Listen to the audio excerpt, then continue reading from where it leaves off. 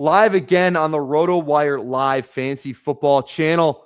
August is here. Training camp is in full swing. We got guys dropping like flies. Luther Burden, Zay Flowers, Josh Downs, J.K. Dobbins soft tissue. No one can stay healthy. So guys are moving up. Guys are moving down. Risers and followers. We're going to hear and we're going to talk about all of it with our dear friend Michael O'Hara. You may know him from So You Think You Can Tell. You may know him from his YouTube channel, Michael O'Hara FF. We're going to dive into all that, rip some drafts, have some fun, and talk about training camp. Lamar Jackson, take us away. Welcome to the Madhouse.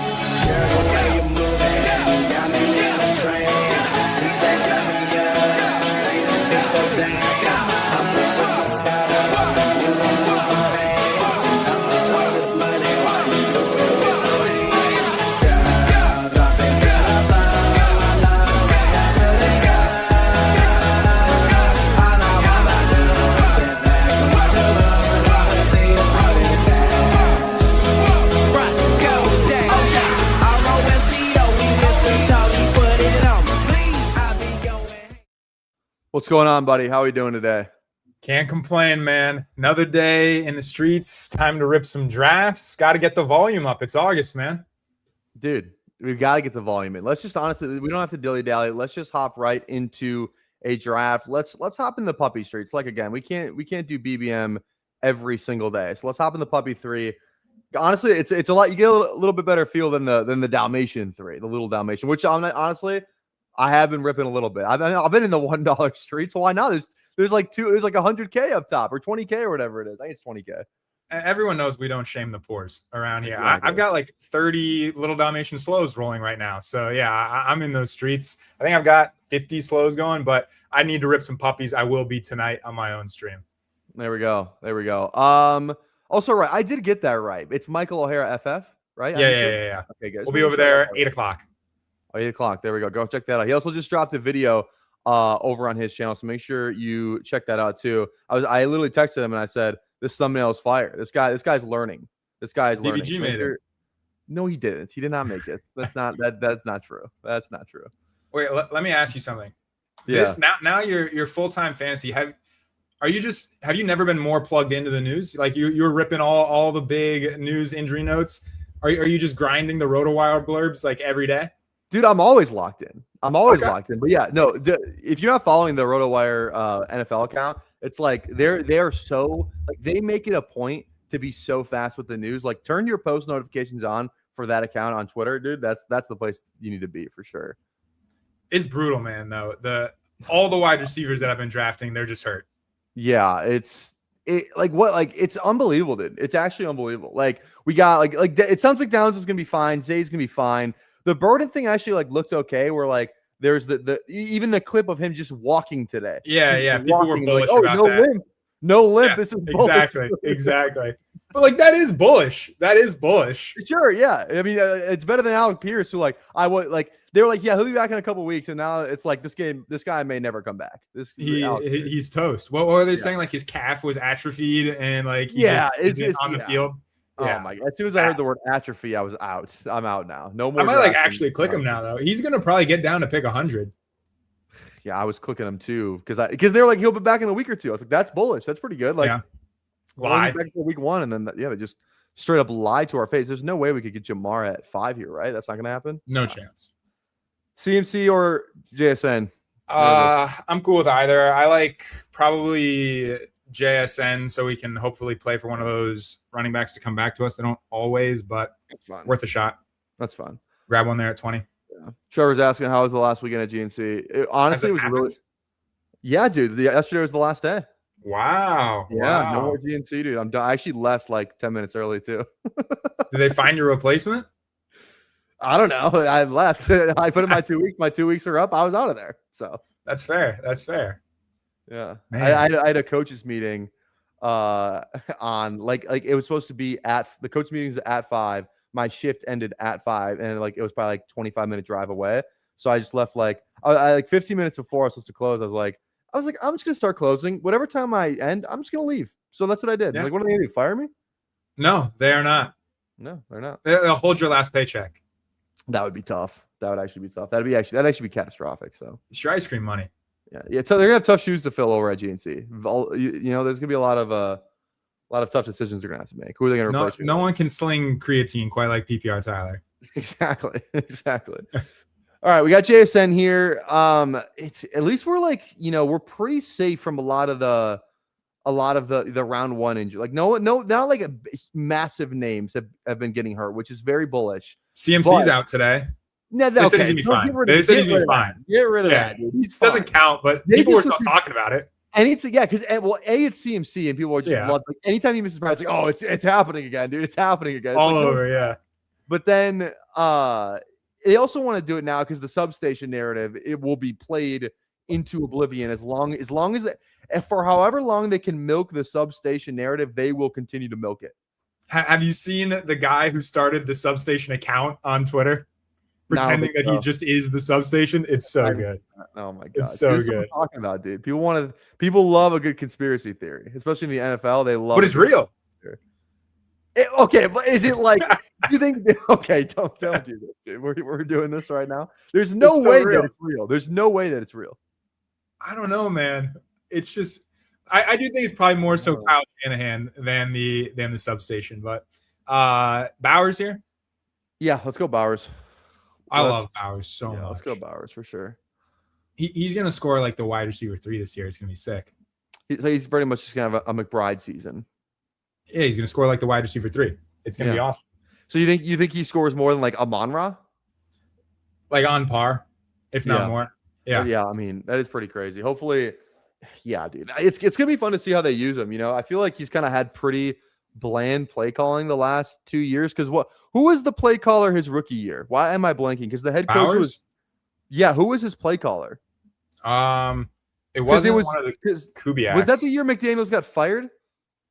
No. No, because they brought back in that was Antonio Pierce. Antonio Pierce. They had who was the play caller under Antonio Pierce? I feel like it was some schmuck. I forget who it was. Whatever it was the I'll most pull it up. Receptions by a rookie ever, which was what Bowers did. He broke Laporta's record the year after Laporta broke it. Yeah. So who was it though? I can't remember who it was. Luke Getsy and Scott Turner. Just a Luke bunch of Getsy. Jags. That's who it was. Luke Getsy is Jags. that's the one I was remembering. Yeah.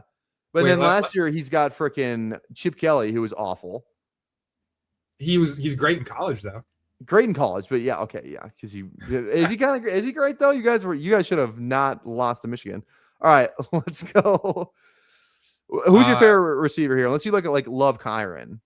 No, it's receiver for me here. Probably Zay. Yeah, I'll probably go Zay too. It seems like he's gonna be fine. Yeah, day to day with a quad bruise. That's a nothing burger to me. That's literally nothing. Well, let me ask you something. You're obviously this is best ball. You're trying to adhere to ADP, especially in the first round to some degree. You're on the clock in your main home league with your buddies. Are you taking JSN or Amon-Ra? I'd probably just take CMC. But like if you're like CMC's gone, it's pick 6. Okay, yeah. I'd probably just take JSN still. Really? I think, yeah. I like Amon-Ra. I do. I would take probably Jefferson though over like I definitely take him over Lamb. I would take Jefferson alarmingly high too. I might take him over Amon-Ra. I've said I would take him over JSN. I mean, okay. I wouldn't take him over Amon-Ra. I think that's a little ridiculous. You think Amon-Ra should be the wide receiver 3? I think there's an argument to be made. Okay. And if I was on the clock middle of the first round in my home league, I would have a very, very tough decision to make. I know. I would probably take Genty over JT. I don't. But I don't get JT because I don't take him till 10.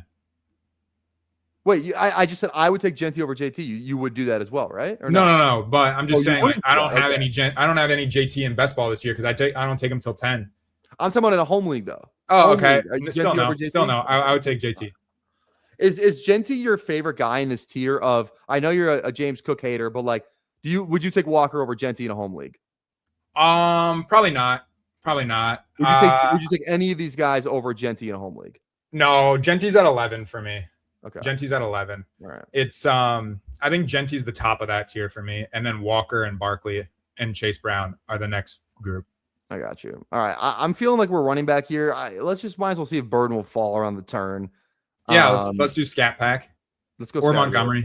Let's go Scatterbo. Let's do it. Yeah. Let's do it. I like that. I haven't really heard anything about him in training camp, though, which is like not concerning, but it seems strange. It's good that he's not hurt. Yeah. that's all we need. That's all we need. Yeah. All right. We got It's Okay to Laugh. Could Keaton Mitchell be this year's Raheem Mostert? McDaniel specifically wanted him. He's averaged 6 yards per carry, and his speed seems perfect for that offense. I think he 100% could be. Honestly, I don't really think he would be Mostert. I think he would be Achane if we're doing the Mostert Achane duo, he would be Achane in my opinion. Like, he's never been used as a pass catcher, but all the clips that we're seeing out of training camp are like Keaton Mitchell's the pass catcher. He's catching like these far, like long ADOT, like wheel route type real stuff. downfield. So, yeah, that's really bullish, I think, for Mitchell. And like, if he can be used in that role, that he's definitely gonna be more like Achane wide zone. Like, McDaniel's gonna bring that wide zone scheme, and like maybe we'll see if Hampton can be a good runner in that too. But I think Mitchell is gonna have a really fun time with McDaniel as his play caller. Yeah, just make the pick here. I'm not gonna put up a fight. We can just take Judkins, man. Like, come on, dude. Like, I'm almost at. I gotta get to 20. He's got to be a 20 guy for me. I could not imagine making a stand on Quinshon Judkins, dude. You're just so lost, dude. You just can't lost. Be saved. You can't be saved. I don't. It's like, it's so funny too, because Judkins is one of the, like, you just like see it or you don't. There's no like, oh yeah, I'm gonna have like. I've never met anyone that has like 7 or 8% Judkins. You either have like 15 plus or you have like 4. I'm gonna have probably 1 or 2%. Dude, I cannot. One of my most owned is Quinshon Judkins. Right now, I think it was B-Rob, but I think he's come down. Yeah, he's at 28. Is Tank above 30? Tank is 24. I think it might still be B-Rob at 28 then. Let me check on the other tab. What do you know what your highest Onyx players are? My two are very firmly Jaden Daniels and Tucker Kraft. I think I'm at 27% of both of them. Yikes. I have huge bags of both of those guys. Such smashes. I don't even need to explain Jaden, but Kraft, I'm more than willing to buy the injury stuff. More condensed passing attack, speculation that it's going to be more pass heavy. I'm willing to, I understand that the Yak stuff is going to regress just naturally and probably because of the injury, but he's just so damn good, and you're getting a reasonable enough discount, in my opinion, to factor that in. So yeah. I am going to have a ton of Tucker Kraft this year. I don't know if you saw, but it just got announced that we're doing the FFPC main event with the stat chasing guys. It'll be me and Tony pushing for Kraft very, very early. I didn't even know you were a Kraft guy like that. I actually didn't even know that. Okay, here's mine. This is what I got. B-Rob's highest, Tank, Algier. Dude, these three receivers. Brand play. I like if it was like you, someone who knew my content, I was like, I wonder who PPR's highest owned players are. Like, they're exactly who the hell you would think they are, for sure. The guys you talk about all day. Exactly. But then like Emo, it's like, how do you have 20% of this guy? Like, you just never know what he's got in his bag. I've got a ton of Tyjae Spears like Emo. Yeah, so I have a ton of Tajay too. I think he's a good pick. Draft. They started using him at the goal line last year. I know, dude. He's good. It's like really bullish, at least what they were doing last year. All right, you conceded the last pick to me. I'll concede this one to you if that's the way it falls. If that's the way it falls, I think we know exactly what we're doing. We'll see. If that is the way it falls. Let's see here. Let's see what this drafter is gonna do. All right, that's the way it falls. Brian Thomas let's do Jr. Talk about him. He's your guy. You've been streaming a lot more. I got a question first. You've been streaming a lot more in the day these days. Have these lobbies been super soft in the morning, like in the afternoons in August? That's a good question. Honestly, I feel I haven't gotten any, like, there's been some starts, but I feel that's kind of just any. I honestly wouldn't say that the time to draft, if you want EV, this is tried and true. Like, ever since I've been drafting an underdog, or like really any type of any platform, is you have to stream late at night, like midnight Eastern, and like so whatever time, like, so maybe like that's like 9 p.m. West Coast. That'd be what 10 p.m. Mountain Time Zone, 11 p.m. Central Time Zone. Stream during that time, because everyone, especially like on a Friday or a Saturday night, because someone gets home from like drinking or something like that, they hop on, like, I'm gonna rip a draft. Like, I've done that where like I've been, like a little drunk. I'm like, I'm going to do a draft to close out the night. And then like I fall asleep by like round 7. You also have to think about who are the people who, when they get drunk, are like, yeah, I need to fire up an underdog draft right now. Like those are a special breed of individuals. But I feel like it could just be like I don't know. Like I've always. I get what you're saying. I'm getting what you're saying. EV at night is just, that's all I'm saying. EV at night is crazy. That's all I'm saying. Yeah. Okay. What do we like here? Downs or DK? Or QB? Downs I'm or DK. DK? Yeah, that's fine.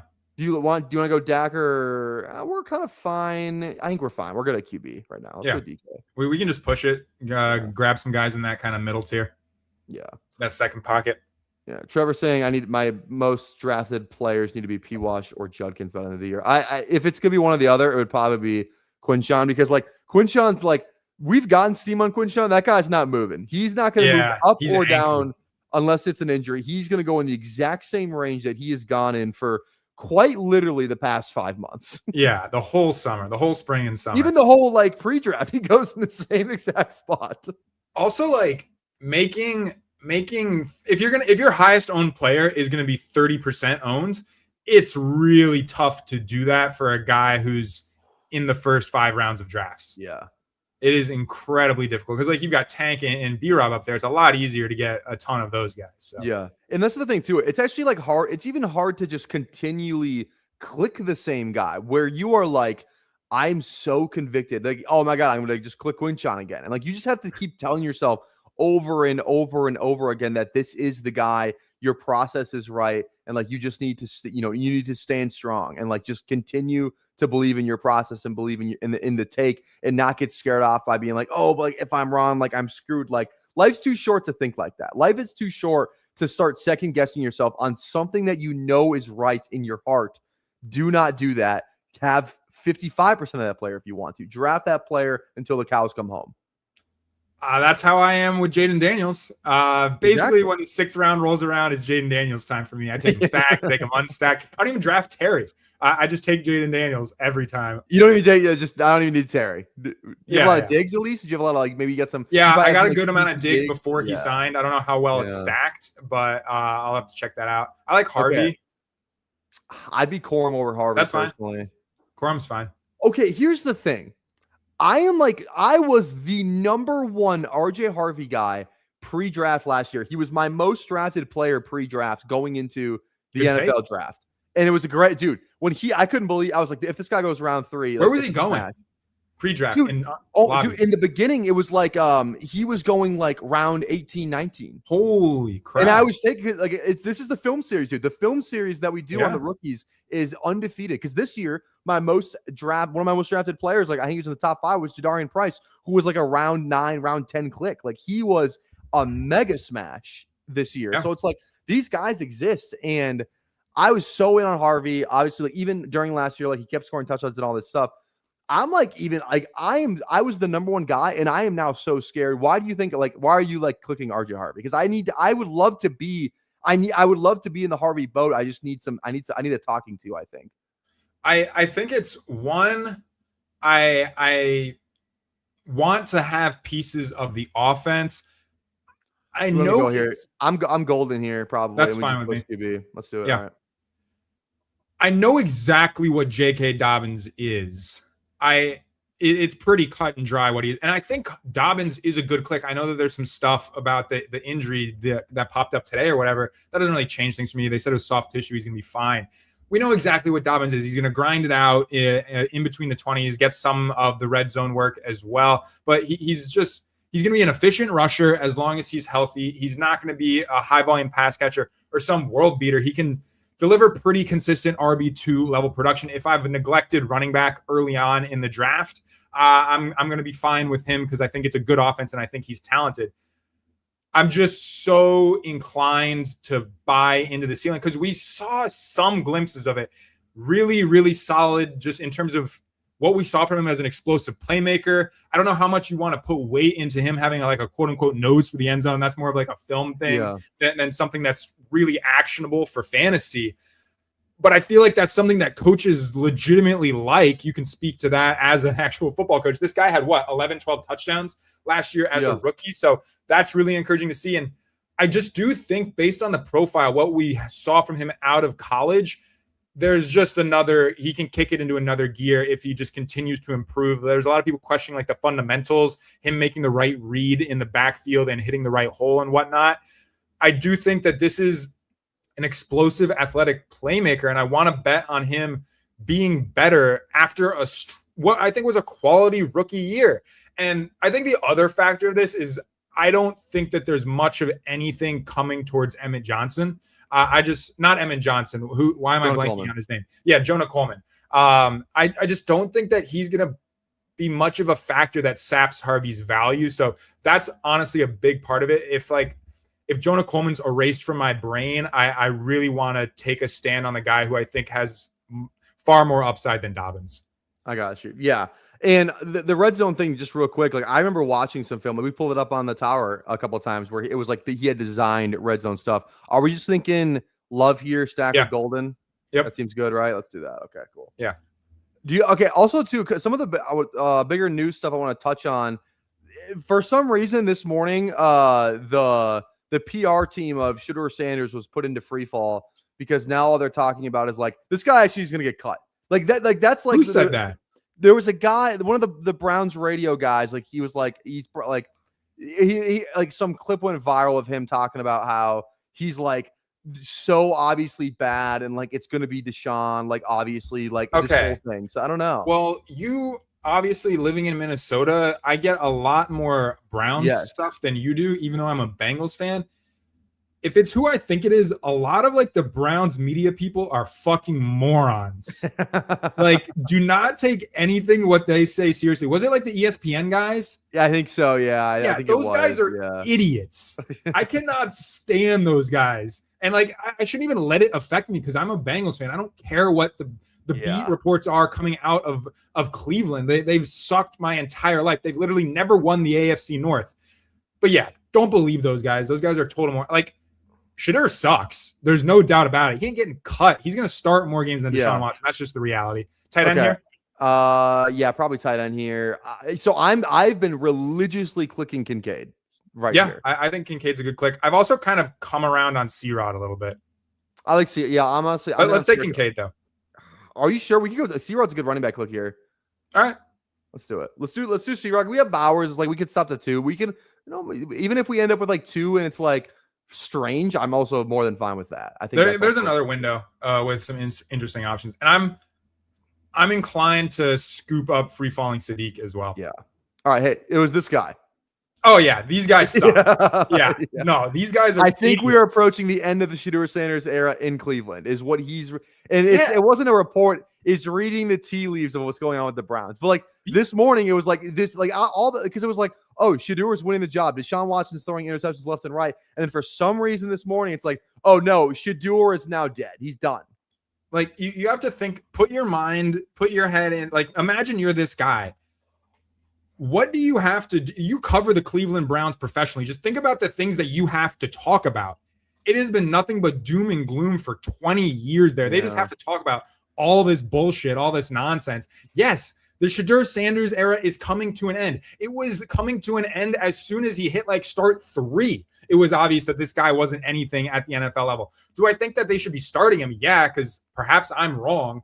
And it's obvious that it's not Watson. Perhaps I'm wrong. They got to get a look at this guy further, but I don't know why we need to have the funeral for Shedeur Sanders on August 10th, 2026. It's been pretty obvious that where this thing's going, but you just have to think about what do these guys have to talk about on ESPN Cleveland all day in the middle of August? It's certainly not the Guardians, and I don't need to go on this rant any longer. I got you. All right. Let's see here. I mean, it's probably Darnold if he fall. It's the same bye week as Love, which is not ideal. Well, we'll take 3. We're definitely taking 3. So maybe we end up with like Rodgers or something like that. It's probably the plan. All right, we just Darnold here. It's easy. Okay, yeah, let's go Darnold. You take. I didn't know if you watched the tower last night, dude. There's no bigger Sam Darnold fan than Nez. Nez is the Sam Darnold like truther. I did not catch that. I saw about an hour of it. Why?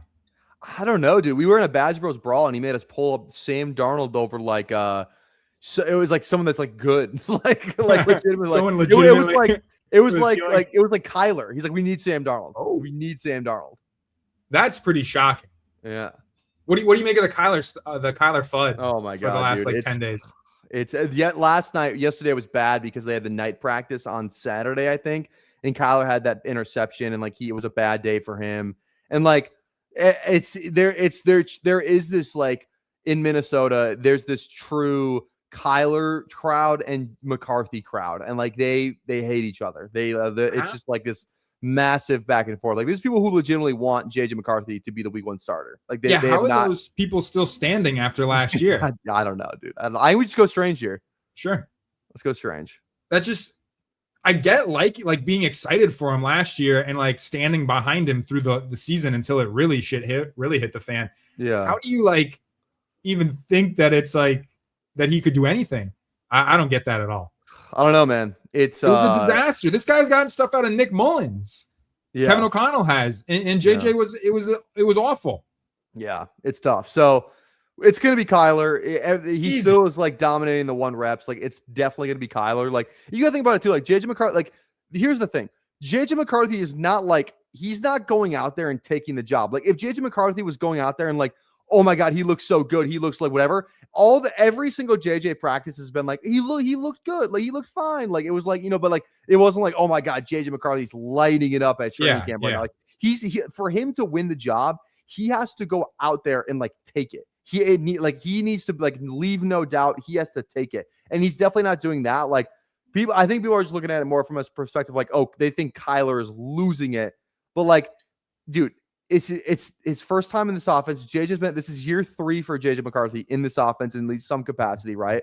And like I think it's just it seems like a very like complicated deal. Like I think Kyler will figure it out. It's gonna be fine. Like I think KOC wants it to be Kyler. Like Kyler's gonna get the first crack at it. How long he holds onto that leash? Hopefully it's the whole season, but we don't know for sure. So yeah, the only way that I've been reacting to this is just baking in the idea that there's some level of bench risk for Kyler, probably well below 10%.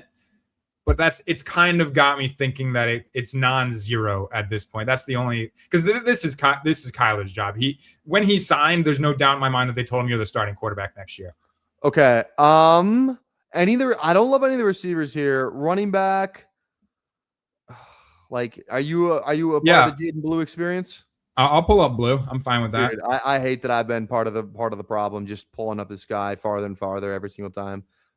I like him so much because he has a week 14 bye. That's like I'm like, oh, if I'm going 5 RBs, like I kind of want all those running backs to have different buys. Like Jaden Blue's easy because like the only other running backs that have week 14 buys that we draft are Javonte Williams, Tyler Algier, Jeremiah Love. So if you don't have any of those guys on your team, like you have a guaranteed like different bye week, which is nice. And I too like the pass catching stuff. The fact that there's no one else behind Javonte.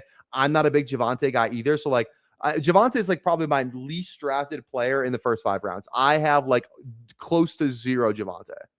I think at this point, I agree on Javonte. I have very, very little. He's like the most dead zone-y guy ever. But I think at this point, it's like last call for Blue and Bigsby even maybe. It's last call for guys who could feasibly have a standalone role and in a good offense too. So that's got me intrigued in Jaden Blue and willing to pull him up because everything kind of points to like this is a guy who's going to get 8 to 10 touches a game basically every single week. So that's pretty intriguing to me.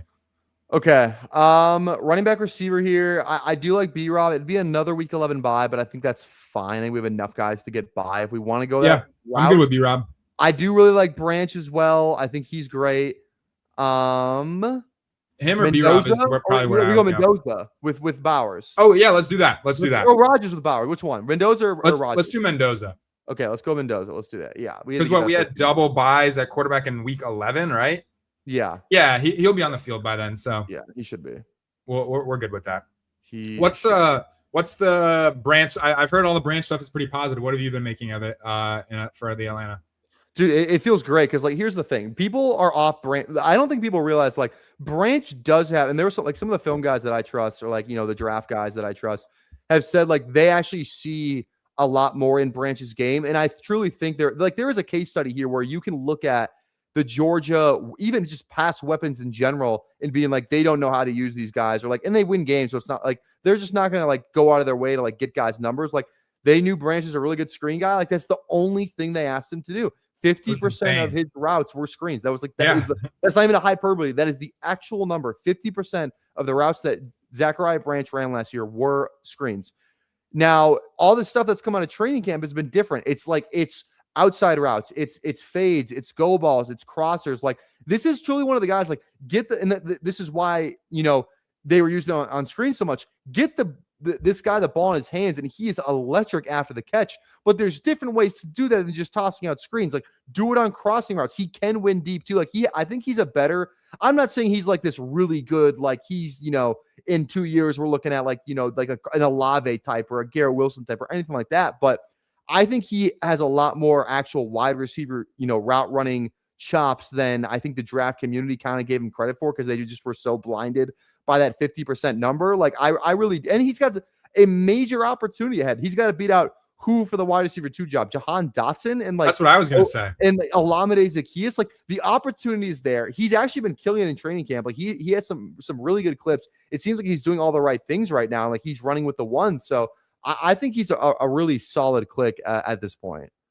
Yeah, I think what I was gonna say is, let's make this pick here real quick. Yeah.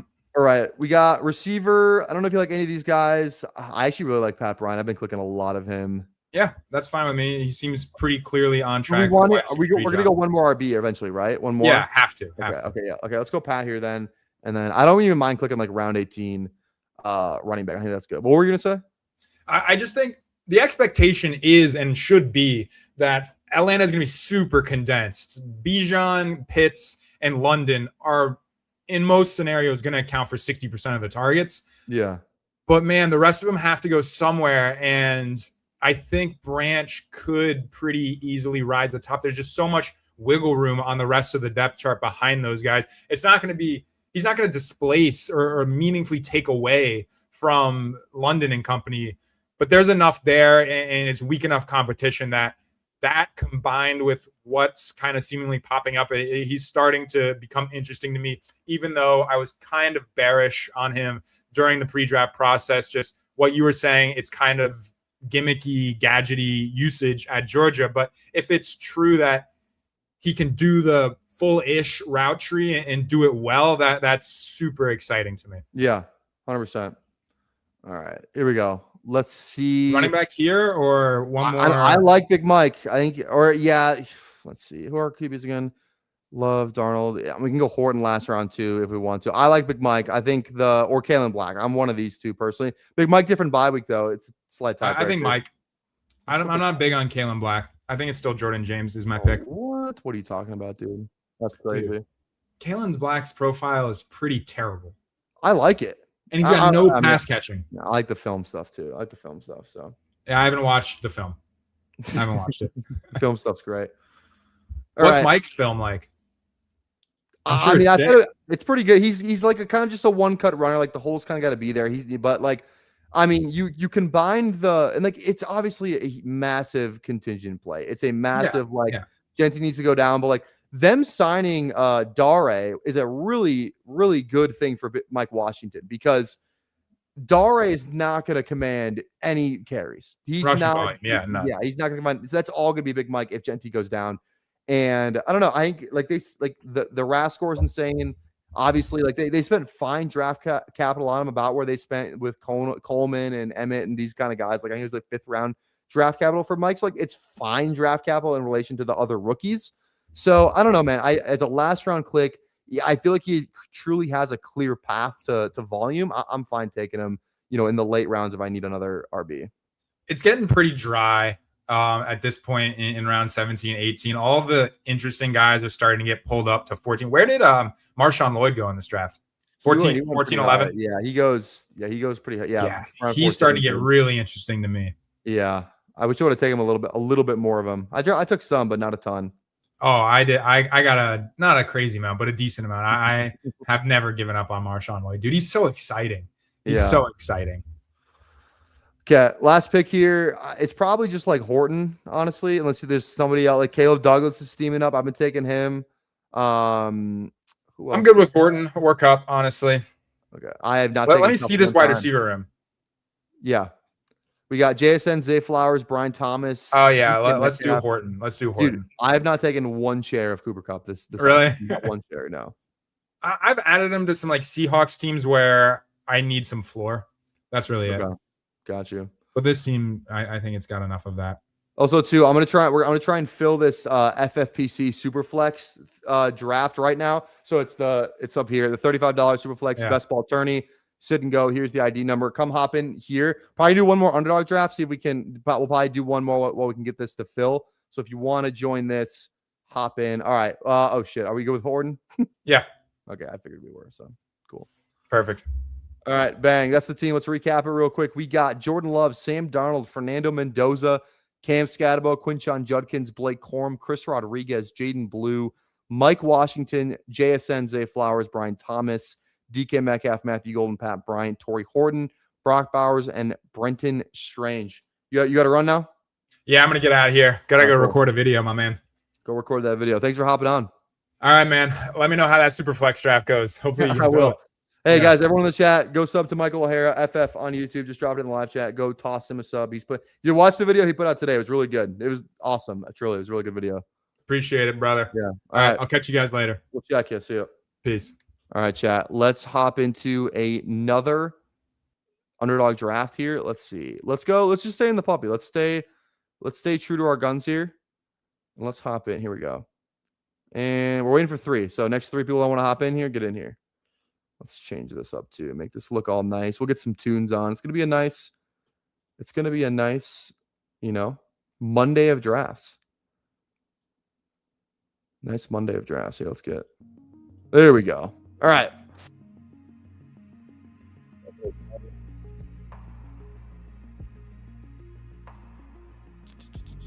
Why does that look like that? I'm excited this. I think that's what I wanted. That's not what I wanted. That's fine. All right. All right. Here we go.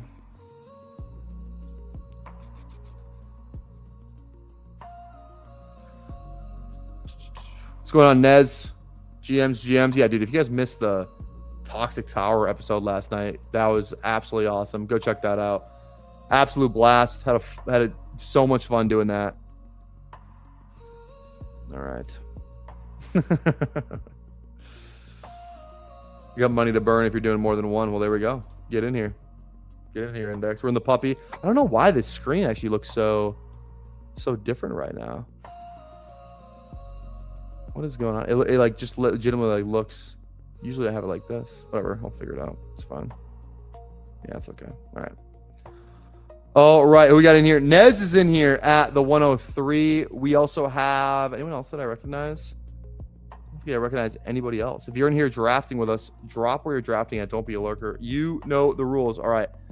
Dude, it's actually insane how much I've gotten the 106, the 105, and the 107 the last like 48 hours. I have drafted so many JT and JSN teams. It's actually ridiculous how many I've drafted, like JT JSN teams. It's wild.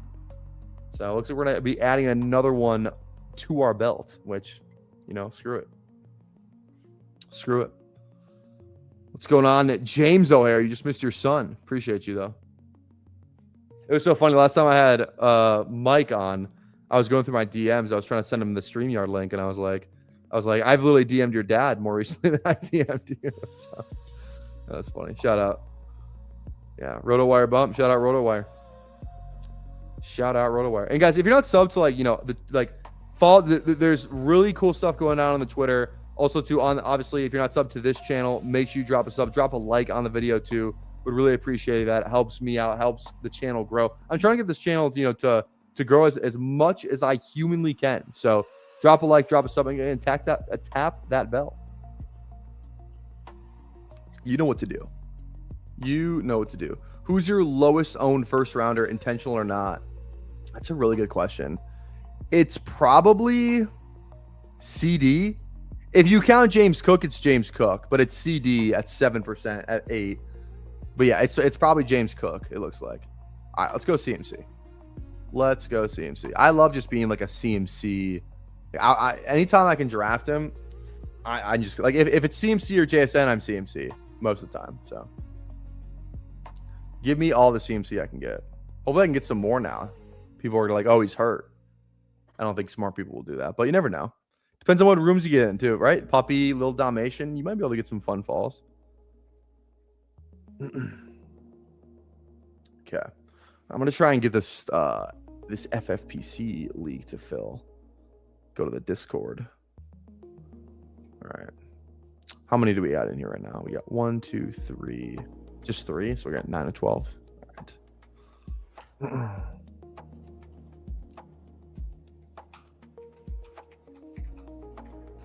Need 9 more for Superflex FFPC. $35. $35. Streaming it. All right. What's the ID? It is it's right here. 1, 2, 3. I'll probably copy paste that. Throw that in the Discord too. That's the ID number. So try to get this thing to fill with. Hopefully we can do this. Whoops. Hashtag. There we go. There we go. Now we're good. Okay. All right. I would love to get one of these 3 running backs. All right, we were gonna get one of these 3. If I get like CMC Hampton, that would actually be elite. That would be elite here. There we go. I just dropped it in the chat index. That's the number. That is the number. In there is Emo's DD. That's funny. All right, we're Henry or HN here. I'm usually HN over Henry slightly, but I could be convinced either one. Ooh, okay. Let's go Henry CMC. A little bit more of a rare combo. You can get CMC HN a little more often. I'm also always fine. Let's just go both of the olds. That feels pretty good. I'm fine with that. That seems like fun.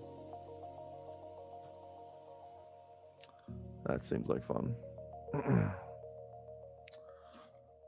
Okay.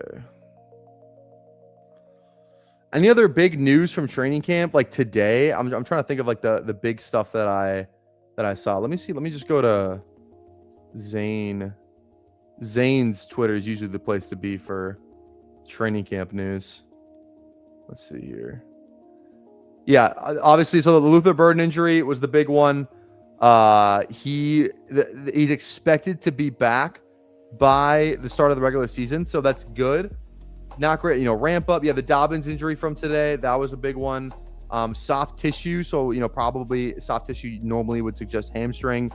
We'll have to see though, obviously, what comes out with that. George Kittle, did you guys see this George Kittle video today? This was pretty bullish. George Kittle cutting. I mean, that's pretty good. That is pretty good for Kittle. Love to see that if you're a Kittle bull. 6 months removed and he's already doing that, which is actually crazy. The Alec Pierce one, yeah, we talked about that a little bit with O'Hara. That one just seems like it's dead. It's over. It's absolutely over for him. It's not good. Not good. Okay, probably receiver here. I usually just click Olave like every time. You know what? Let's get a little different. Let's go T. Higgins just for the week 17 with Baltimore and Cincinnati. Because here's the reasoning. If you look at this contest, the Puppy 3, this is a 750 seat final. Do you know how many people that you are going against is? Like the winner of this contest is going to have a week 17 like correlation. Like it's going to happen.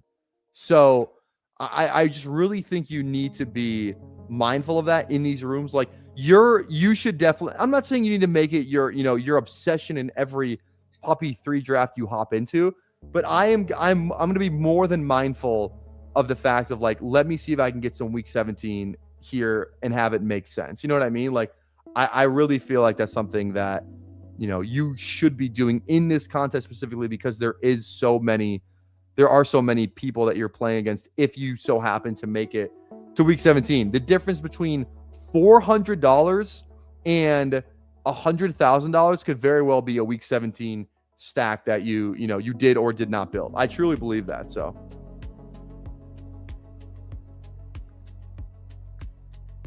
okay, let's see here. Do I want to go heavy RB? I'm honestly fine just clicking Burden. I think a lot of the fear that everyone had, I think it's still lingering, but things seem like they're gonna be okay with Burden. And if I can just get him, kind of where his ADP is, I bet he's fallen a little bit over the last couple of days. I think I'm just fine rolling with Burden, honestly. Like, as long as this guy is healthy by like fully healthy, like week 2, week 3 even, like I feel like we're pretty good to go. You know what I mean? So I wish we as a community could give him to fall. Well, I just don't think he's going to. There's enough positive stuff about him now where I just don't think he's going to fall in any draft. Yeah, I was definitely not going to let you have him. That's for damn sure, Nez. I have a feeling I know who you're drafting on this turn, but I could be wrong. Yeah, the problem is knowing yeah, exactly. No one's going to let him fall. No one's going to let him fall. All right. Any other training camp stuff? Yeah, Dobbins. Okay, wait. Here's Sean Payton. I've not heard this, so we can watch this for the first time together. This is Sean Payton talking about J.K. Dobbins. Soft tissue. I think he's going to be fine. We're just being smart with it. So it's back to what I was saying at the beginning. Okay, that seems okay. That sounded more precautionary than an actual problem for Dobbins. So I think that's good. So Dobbins like falls in this draft, I'd be like, okay, let me scoop up some Dobbins. But no, that definitely seems good. Being smart with it. He's gonna be fine. He's gonna be back soon. I think all that is good. All of that is good. Damn, Nez getting sniped on JMO right before him. That's tough. That is absolutely tough. Okay. I mean, historically, I just go Quinshawn here, and then we say GG. So that's what we're gonna do. Again, have conviction, conviction when you're drafting. Why are we not having conviction? All right. We are waiting for, again, if you're just joining us, we're waiting for 7 more in this super flex. $35 best ball tourney, sit and go super flex 1 2 3 1 2 3 1 4 4. So you want to hop in? We're waiting for 7 more. Deadass, I thought I swiped on JMO until you said that. That's funny. What's going on, covers? How we doing, baby? How are we doing today? All right.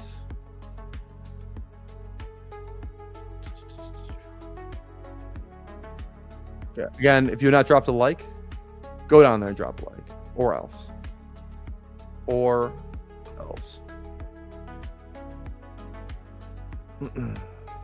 right. We have CMC, Derrick Henry, Quinshawn Judkins, T. Higgins, and Luther Burden thus far. Colin, what's going on, baby? How we doing? How are you today? Can we just please get, I was gonna say, a miraculous Carnell Tate fall? There's no way he's, I still can't believe, I've seen a couple of times where he's gone after ADP today. I would think that he's gonna be one of those risers. That's what I would have thought. Okay, actually, because I'm going the week 17 thing, I want to go Joe Burrow here with the T. Higgins and kind of make that bet for that game. This is gonna be, and like it's you kind of have to make it a point to do a Baltimore Cincinnati thing, which is it's a good game. Like, those are both offenses we really like. So I actually think it's pretty, if you're making a point to get the Cincinnati Baltimore stuff, like, you kind of have to go out of your way to do it, because like you can go Lamar T pretty easy because T will normally go on this side of the board. But other than that, like T, like, yeah, I guess this drafter in the 4 spot did chase Flowers. So I guess that's one too. That would make sense too. You might have to go. I would like to see someone go like Lamar and Chase. Lamar and Jamar Chase. Okay. This is the receiver tier that I just absolutely, it's like, also too, yeah, the Lemon stuff, not good. Unlikely to break training camp as a starter. Oh my God. That's not good. The Lemon stuff, like, he may not even, he still has time to get healthy and make a case for earning a sizable role week 1, but at this stage of camp, off-season pickup, yeah, I don't know, dude. The Lemon stuff's not good. Lemon stuff is not good. Yeah, pull up guy season. Just pull up whoever you want at this point. You want to take Jaden Blue in round 10? Just freaking do it. It's no holds barred at this point.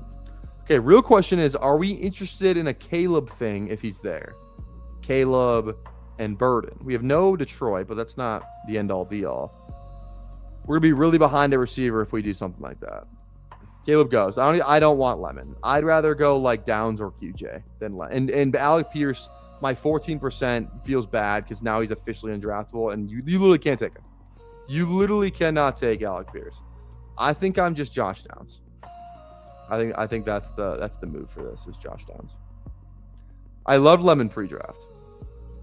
I liked him pre-draft. But I've been scared of the fit in Philly. That has scared me a tad. I don't love it. I don't love it. But I don't know. The injury stuff worries me. Him not getting the reps in training camp, like I just don't like. I don't want Lemon to be like remember when Ricky got shot, but and Ricky did kind of I'm not saying Lemon's gonna miss half of the season or anything like that, but it took a while for Ricky to really get acclimated to the offense, and he did come on at the end. The week 17, he had an amazing week 17 game against the Bears that year, or the Lions. He had a good week 17 game against the Lions that one year, his rookie year. So that was obviously really great, but it's expensive now. But if he's not playing 50% of snaps, but for how long can they do that? That's true. That is true. I just worry that, he's not getting the reps right now, which I think is very important for a rookie. Obviously, if he's going into the season with an injury, he's more likely to re-injure himself, which is not good. I don't know. We'll see. I want him to fall. I'd rather take Downs over him right now, personally. I think it's just the way it is. Yeah, I'm there. I'm with you. I'm right there with you. Right there with you. Okay. It's got to be receiver. And okay, thank God somebody else went Pierce. I think we go Wilson here. Wilson or Diggs. Honestly, I think I just feel better about Diggs. Let's go Stephon Diggs. Let's go Stephon Diggs. 5 more for the FFPC, it looks like. 5 more? Yeah, 5 more. If you're just joining us, 5 more for the FFPC draft. Superflex, $35. 123144 is the code. 5 more. All right. This would be pretty good if we give that thing to Phil right as this draft ended. That would be pretty elite. That would be pretty elite.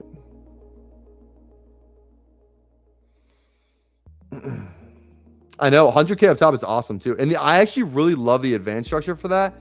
It's 2 of 12, 2 of 12, and then 84 seed final. That feels very nice. Very nice. Or is it 1 of 12? Is it 2 of 12 or 1 of 12? Let me find the rules again. What are the rules? I'm pretty sure I thought it was 2 of 12. 2, yeah, it's 2 of 12, 2 of 12, yep. So it's almost like 1 of 6, which is amazing. Okay, quick team recap here. We got Joe Burrow, Christian McCaffrey, Derrick Henry, Quinshon Judkins, T. Higgins, Luther Burden, Josh Downs, Stephon Diggs right now. Dobbins fallen a little. I don't think there's anything to worry about there, so I'm interested in him. We'll see. I was in the Final Four last year. It was fun and sweaty and can only have... Oh, it was fun. It was a fun sweat and can only have guys shared by 1 and 2 other teams. 100%, yeah.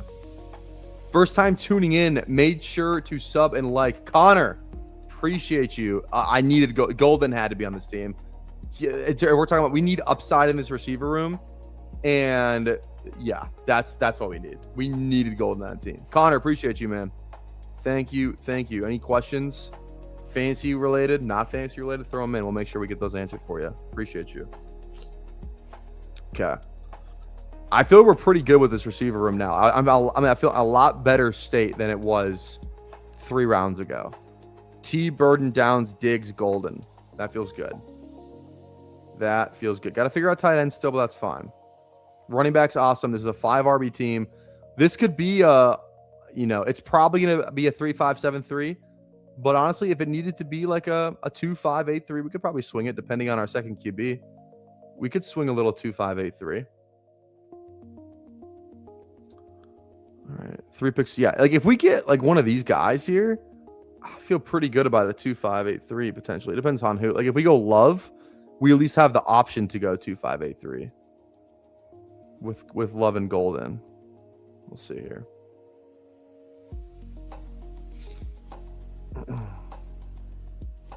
I think we just go Jordan Love here. Feels pretty good. Stacks up. Makes sense. Let's go Jordan Love, man. Can't really backstack him. It's funny. He's like, because so many of his guys go before him, you kind of have to draft them before you draft Jordan Love. That Cincy Baltimore game, you definitely need to make more of an effort of. I got Lamar, Burrow, Chase, T team. Kind of weird, but who knows? I think that's totally fine.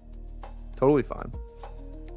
How often do you stream? I'm planning to stream on this channel at least, like going forward. Now that I had a different job before this, now that that's done and I can literally just stream, the plan is to do it every day. And like, if not every day, it will be 6 days a week. Every day, if not, I might miss a day or something like in the week, but it's going to be like 6 days a week, 7 days a week. That's the goal. That is 100% the goal. So again, if you're watching, tap the bell, notifies when we go live. So lock into that, especially after this week. And then, so like going forward, when next week hits, it's going to be probably more evening streams because I coach high school football. So we have 2-a-days starting next week.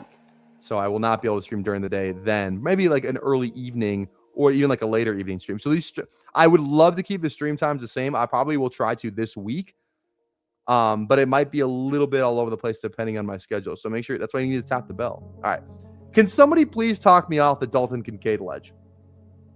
Because I just don't see how this, if our job on Underdog is to look for upside, and even just it doesn't have to be Underdog, fantasy football, Dalton Kincaid feels like one of the best picks at tight end. The talent is there. We've seen the flashes. He's fully healthy. Like even this write-up right here, Levitan just shared this article. Kincaid's performance, health, and how Buffalo's used him with the first unit may have some Bills fans anticipating a breakout season for the tight end. The athleticism, route running, and ball skills come easily to Kincaid. The question is whether he can stay healthy, as it's clear that whenever he's on the field, Josh Allen trusts him and isn't shy about looking his way. And to Kincaid's credit, he hasn't missed a practice yet. The big challenge for Joe Brady, will be turning Kincaid into more than just a situational receiving threat. The Bills can find a way to use him more unpredictably, and he stays healthy. The potential is tantalizing. However, we've also been wondering this about Kincaid the last 2 seasons, so at this point, you can't believe it until you see it. Well, what if this is the year? That's my question to you. What if this is the year? Like, I'm not one to bet on injuries. I don't like doing that. So let me bet on the talent, and if the injury thing works out, then everything's good. Everything's amazing. So he's had a really good offseason. The reports from training camp have been awesome. He's just been every time he's there, to get him as a tight end 1 or a tight end 2 feels absolutely amazing. Okay, let's go Woody here. He's at week 17 with our Green Bay. Again, just looking for those micro edges if this team does make it to week 17. So I like that. We're going to go 5 RBs anyway. We can pick up the slack somewhere else. What's good, PBR? Just subscribe and smash the likes. Appreciate you, Game Tight. Appreciate you. Highest owned tight end preaching to the choir. Let's freaking go, Chad. Let's freaking go.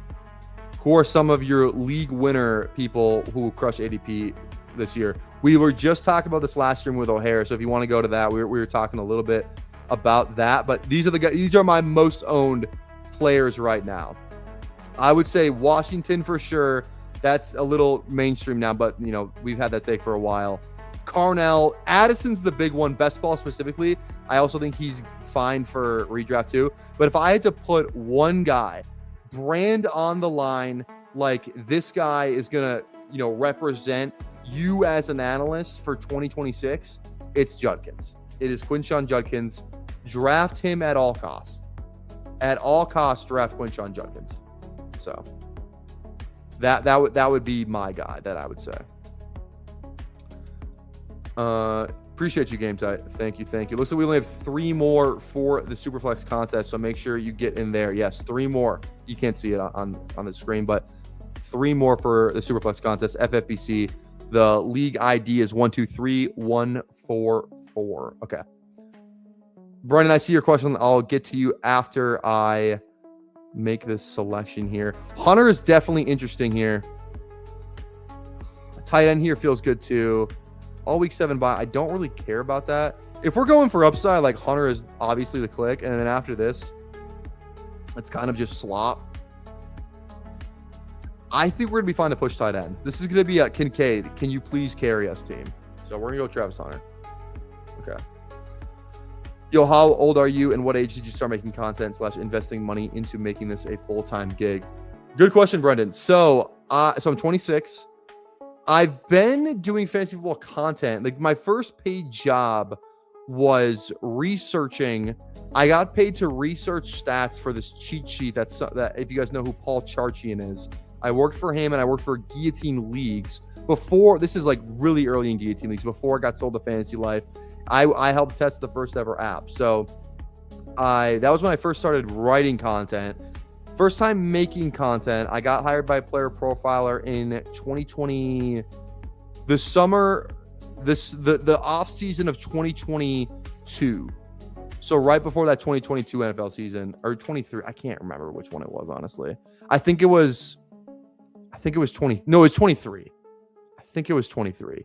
So did that whole thing. That was great. And then I made my own channel in February of 24. February of 24 is when I made my own channel and then started doing that, streaming every day, that entire thing. And I just went full time as of like a week ago. So shout out. Yeah, I got a lot of Algier too, Connor. Ton of Algier. Oh, breaking news. Da-na-na. It's defense. I don't know if you guys will care. Quinnen Williams and the Cowboys have agreed to a 3-year, $105.9 million deal. Cowboys lock up their franchise defensive tackle. Okay, I think this is tight end. I think I'm Schultz. I don't even love Schultz, but I think he's probably the click here. Let's go Schultz. That's good. All right, bang. That is good. All right, one more for the Superflex. This is good. This we may have to multi-table for like a couple rounds, but that's totally fine. Oh, we're in. Just kidding. Draft is filled. Superflex draft has filled, and we have the last pick? Oh no, we're at 110. Just kidding. 110. We're at the 110. Let me get the board open here. It'll be better. So we'll have to multi-table for a couple, but that's more than fine. This draft starts in a minute 50, so don't worry about that for now. We'll do the underdog, and then we'll go back over there. So, okay, there we go. This will be the tab we share. Cool. We got 40 people watching the live stream. Thanks for hanging out with us again. Drop a sub, drop a like, and make sure you tap that bell. You guys know the rules. We have a lot of interesting Superflex stuff to talk about because there's some stuff in there, especially on FFPC, that I think is really exploitable in the current ADP and the way people draft it. So make sure you don't go anywhere, especially if you're playing some Superflex leagues and you want to play more FFPC or even underdog. There's definitely going to be some, assuming we get another underdog, Superflex contest, but we'll just have to see. Okay. All right. We still got a minute until the draft starts, so we're good right now. I think we're Bryce Young if he goes. Of course, I shouldn't have said anything. I think we're tight end here. Let's just rip Ferguson, and then we got our 3 tight ends. Yes, let's do that. That feels good. Okay.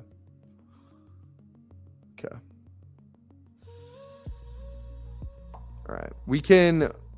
All right. Draft starts in 30 seconds. All right. Let's just talk about the FFPC stuff. So I'll just multi-table the underdog on the other screen. We only have 3 picks left. So let's talk about the FFPC stuff though. So if we just take a quick look at the ADP here, I'll zoom in a little bit here. There we go. So ADP, I think this is Superflex, PPR scoring, and it is PPR, Superflex scoring, and tight end premium. So those are the big. Oh my god, I should have turned the freaking sound off. Gosh darn it. How do I turn the sound? There it is, the audio off. I was like, what is that? But yeah, they got Josh Allen at 102, Jahmyr Gibbs 101. Lamar goes super late. I get that it's PPR and I get that it's tight end premium. Brock Bowers being the 10th overall pick in a super flex format seems kind of crazy to me. I don't know. Would you guys think that's a good ADP? I personally just don't get it. I really just don't get it. I would love to hear your guys' thoughts on it because I just don't understand it. Okay, let's do... Yeah, this actually is way better. Oh my god. Look how big we can get the screen for the board. I like that a lot better. I will say, one thing about FFPC, the way you can format... Oh, I can't do it on the same tab, though. That's fine. Okay. So, at 110 here, I'm probably thinking, like, I May or Daniels. Like, if Daniels is here, I'm taking Daniels pretty easily. And running back still matters in this too, because you're starting 1 QB, 2 running backs, 2 receivers, not 3, 2 receivers, a flex and a super flex, and a tight end. Okay, let's see what Cullen does here. Like, if Daniels is gone, I'm probably CMC. If both those guys are gone, then maybe I just tell myself to get Bowers, even though I just said it was a bad pick. We'll see. We'll have to play that one, but we'll play that by ear. We'll play that one by ear. Daniels goes. And CMC goes. Okay. I'm not JSN. I don't even love JT like that. Like, the QBs, I will say, the ADP on here, the one draft I did on here, the ADPs are a lot different. I'm going to go against my own advice and draft Brock Bowers. Only because I want to get a share of him. I'm not going to get a share of him if I don't just take him once. I want one team with Brock on it. One team, 110. That's what we're doing. Because I think we're going to still get one of these guys on the way back that we want. A running back or a QB. I still think we're going to be fine. So.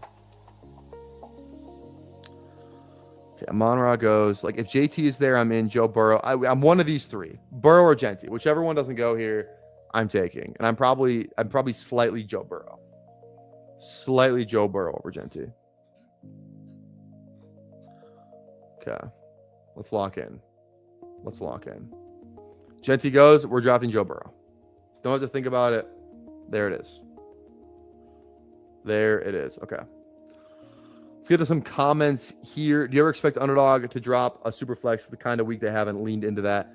Well, I tweeted at Underdog yesterday, and I said, Underdog, if you give us 150 max Superflex contest before the summer's over, I will do a 24-hour live stream. So I'm hoping that's enough to bait them into doing a Superflex contest. I'm hoping that's enough. We'll see. I don't know if it will be, but I am hoping that that's enough to bait them into dropping one. I love me some fantasy football, but I'm 25 and totally invested in my fire academy and becoming a full-time firefighter. That's awesome, man. Haven't ruled out streaming in my free time, but worried about the time it takes. Here's the thing. Here's the streaming thing and the equipment needed. I'm not very tech savvy. The tech savvy thing you can get past. You can get past the tech savvy thing. Just do StreamYard. Play around with it a little bit. That's if you're streaming, StreamYard's the way to go. I will say that. Here's the other thing though. If you're gonna stream, just accept. Here's what I would say.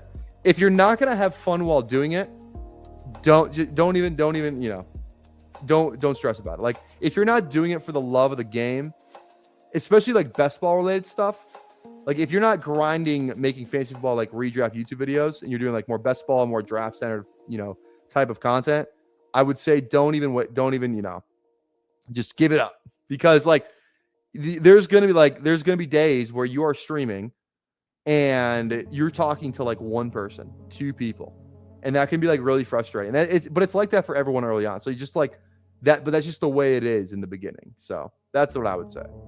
Do it because you love it, not because you're trying to get a bunch of viewers. Because even then, like, best ball is not the medium or the content to make it big on YouTube. I will say that for sure. So okay, we're 3, 5, 6, 7 on the underdog team. No one cares. Trey McBride goes in the second round of this Superflex draft. All right.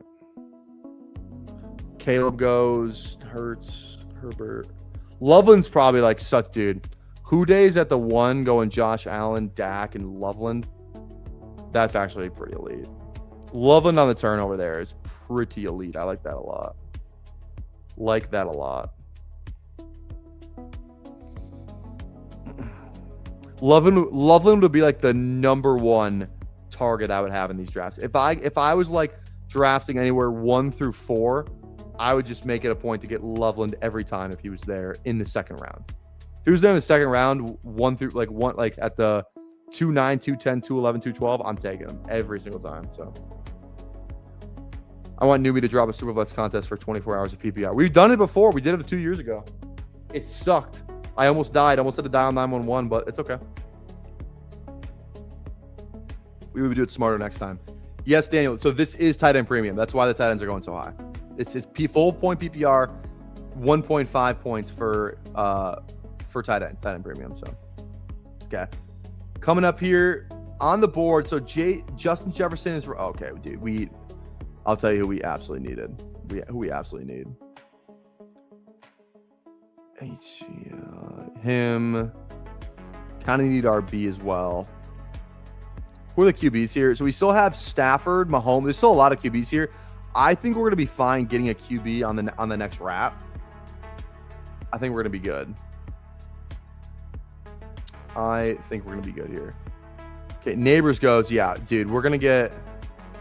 Let's see what Lewis does here, dude.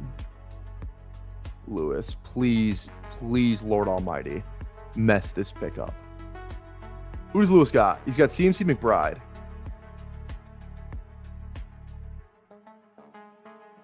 Oh, no. That's who I wanted. That is who I wanted. I think we have to go Derrick Henry now. Because the running backs after this are not... I get that he doesn't catch passes, but he's already discounted in here. And I think he's going to be fine regardless. And you need running backs in this contest. Let's go Henry, and then we can talk about the next one. So Mahomes is still there. Bo Nix, Stafford, Jared Goff. One of those 4 would probably be a good selection. And if we don't get one of those 4, we can still click London or A.J. Brown. And I think we're still totally fine. Even Jeremiah Love, I think we can make a case for as well. I think that's also more than fine.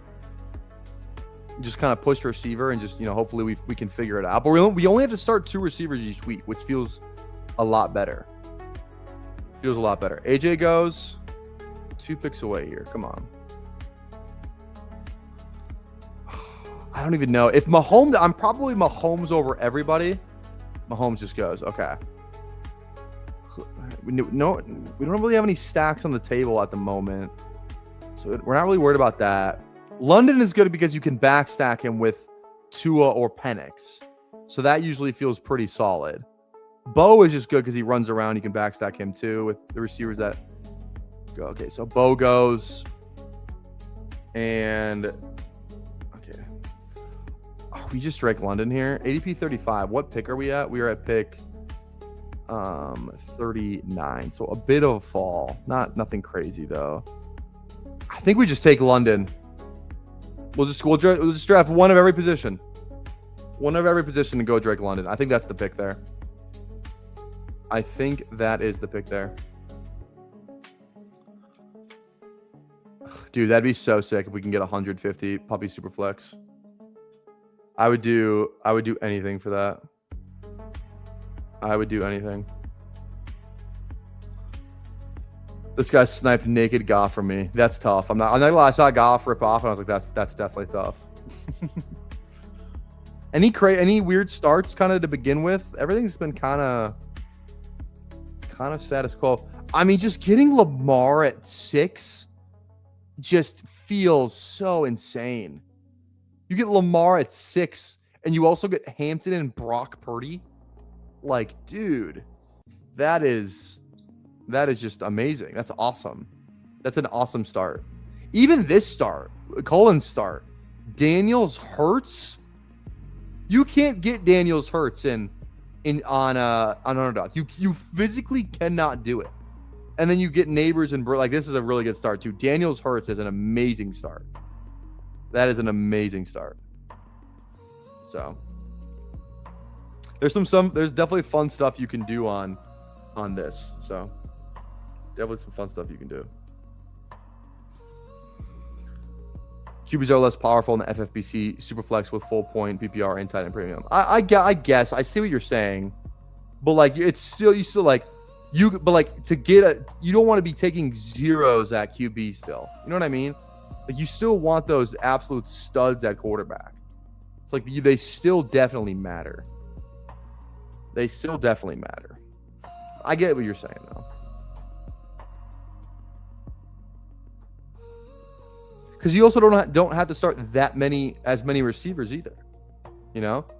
So I feel like they get pushed down a little bit. You can still get some really good receiver rooms with only having to start two. You know what I'm saying?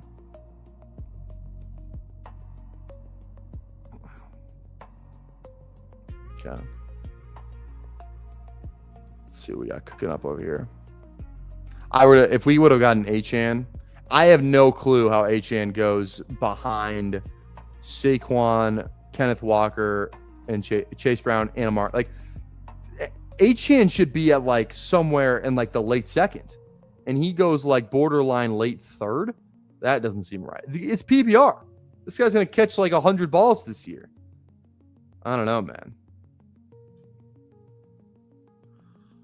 You're smart to rip the sit and go. The scheduled drafts are 60-second clocks. Yeah, the sit and goes definitely feel like the move, right? Definitely feel like the move. Yeah, I'm just like so in on Achane right now on any platform. Like everyone just is so worried about the offense. I hear what they're saying, but the offense sucked last year too. No one said, and Achane was awesome. Nobody cared. So. And it's like, I think the offense is so bad that it's like he's the only guy like they're going to design plays for. He's the only guy, you know? And it's hard to like, and it's like, oh, they're just going to take Achane away. Yeah, that you could say that if he was like a stereotypical, 7 yards in the backfield, under center. Like, yeah, you can take away the run. But with Achane, you can move this guy around so much. It's literally impossible to like game plan of how to take him. You can't just take him away when he's moving around that much. Line him up in the slot, put him in motion, put him in the back. Like you can just do so many things with him. It's a lot harder to just simply take that guy away. Now, if it was like Derrick Henry and the team sucked, you can take Derrick Henry away. Like that is definitely more feasible. Okay, we are on the clock here. We are on the clock. Malik Willis is still there. We already have our two, or we only have one quarterback. I think Willis is definitely one of these clicks here. Because after Willis, it's like the guys I don't like clicking. Let me just take the guy with some rushing upside. Yeah, I think it's Malik here. There's some good position players here, but we're gonna be fine, and we're gonna get those guys regardless. All right, so yeah, Sam Darnold goes. I think we're Malik Willis. Let's do it. Let's go Malik. The JSN drafter gets sniped on Darnold. Tough.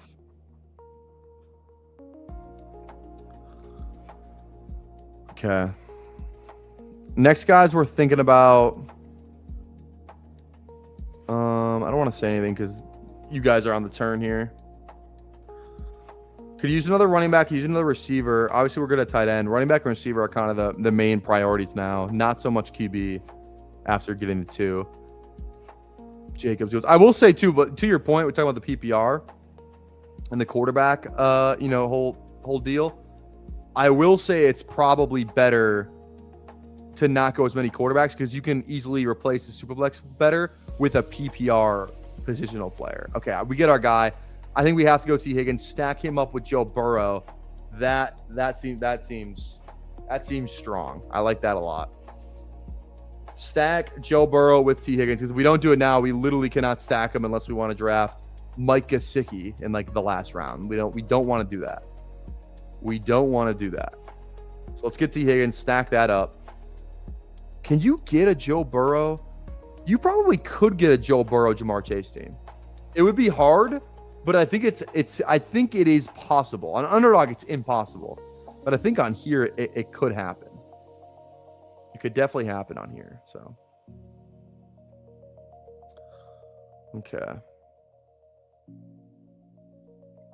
Also, too, guys, if you're watching, again, please drop a like, drop a sub. But also, check out the link in the description. We have a bunch of tools at RotoWire that are literally going to help you so much if you're, home league. The one tool that I am 100% using this year is I finally got my friends to join an auction league. I've been wanting to do an auction league for so long because I want to, instead of just us doing a draft on our phones, I've been wanting to rip a draft with the boys in person. I think that's so much fun. And on rotowire.com, again, link in the description, there is a bunch of tools that you can use. And one of them is an auction tool where it has the different, recommended auction prices for $100 salary cap that you should be using. And you can switch it with your league settings. So if it's 2 quarterback, if it's super flex, if, you can change the scoring settings, it's going to change those dollar amounts as you change the input for it. So check that out. That's going to be absolutely awesome. Again, rotowire.com. Let me make sure the actual link to get to it is in the description. Yeah, RotoWire, subscribe. Yeah, just check out the link.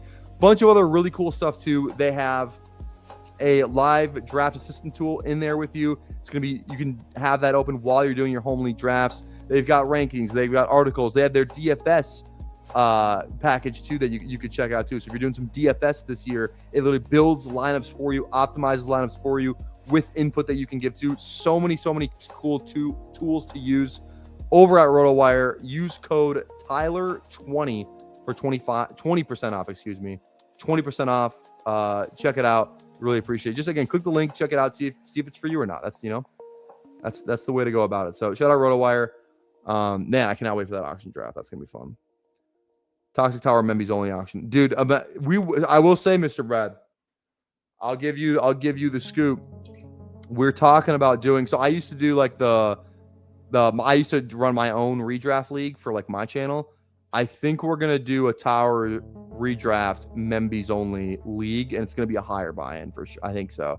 We were talking $100-$200 buy-in for that auction on, because sleeper. I've used the sleeper auction before, and it's actually pretty smooth. It actually works pretty well. I think that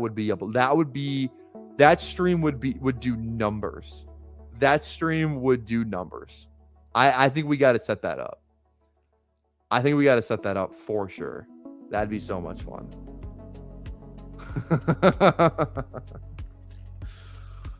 Oh, man. Okay.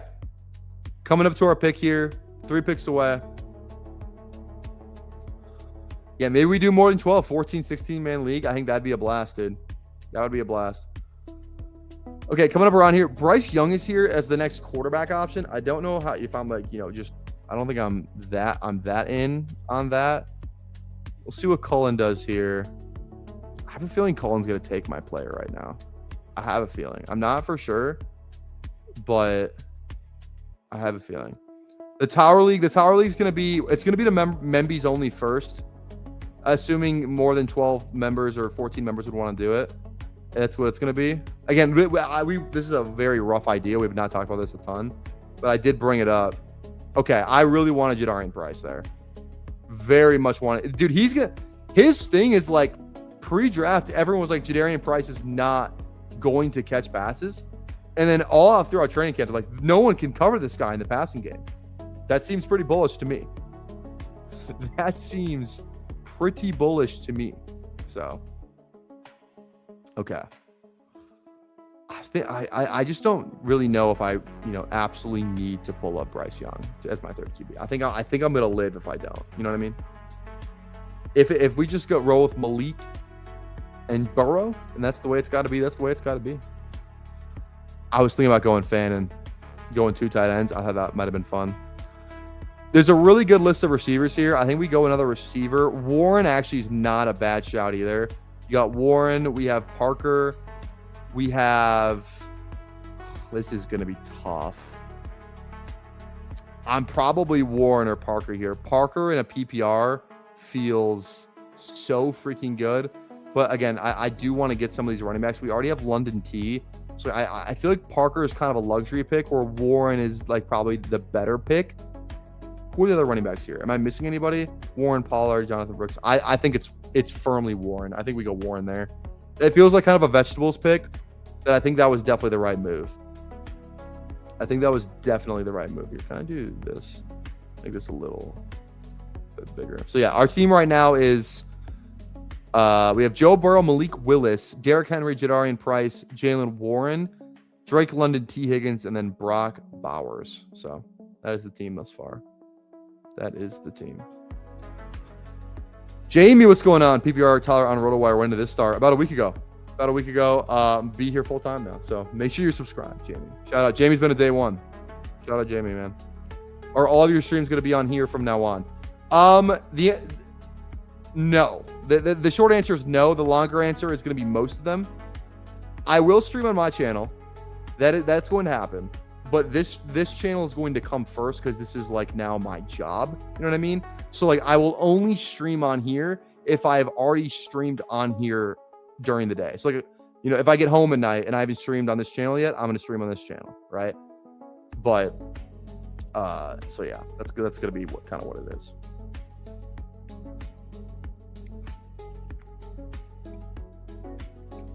Okay. Shout out Jamie, man. Yeah. Obviously I'm very new to the RotoWire family, but every interaction I've had with the people who are here has been nothing but positive. Everyone seems awesome. It's organized. Like they like, there's clear direction. Like it's a very professional organization since I've been here. So that's been really awesome. It's made the transition for me, at least, a lot more seamless, which is always great news. And yeah, I could just not be more stoked, man. Super stoked. Okay. I'm gonna figure out this league as soon as I get off stream. I'm gonna figure this out. Don't worry. Cullen, I'd be shocked if you weren't in it. Don't worry. I'd be shocked if you weren't in the league. We initially threw out $100 buy-in, but then we were like, I feel like we want to price some people out of it a little bit.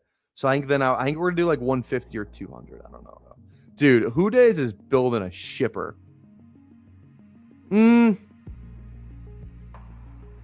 I don't know if I would have gone Kyler. When you go Josh Allen, Dak, I don't think you need to go Kyler in the fourth. I get that he's kind of like a value there a little bit, kind of where these other guys went. I probably would have drafted like a running back. I probably would have drafted Cam and Kyron there instead of Kyler and Kyron, personally. So, oh, the Bears just signed Ray McLeod, dude. Oh my God. If you watched me last year, you knew I was drafting a lot of Ray in round 18. That didn't work out. He literally got dismissed from the team. Not good. Not good at all. Shout out Ray McLeod, man. I'd love to see Ray, ball out. Burden dead. Ray McLeod to the Bears. Burden done. Okay, so we have 3 running backs, 2 receivers, 1 tight end, 2 QBs. Who are the QBs left? 2 is the next guy. His ADP is 115. What pick are we at right now? We're gonna be at pick about there. Okay, we'll see here. See how this all plays out. Tyson goes. I think. Oh yeah, Tyson's actually a really good pick right there. Harrison's still there. Jonathan Brooks. That seems like a really good pick in PPR. Ferguson, Harvey, Goddard, QJ. Gainwell is also a smash. DK. Let's see here. Okay. I actually don't even know who I'm going to take here. This is tough. This is tough. DK goes, I think we roll with Marv here. Let's go Marv. And then I have something a little special up my sleeve for this next pick. I have something up my sleeve. I think Brooks is going to go. I have another guy in the queue that I very much want on this team.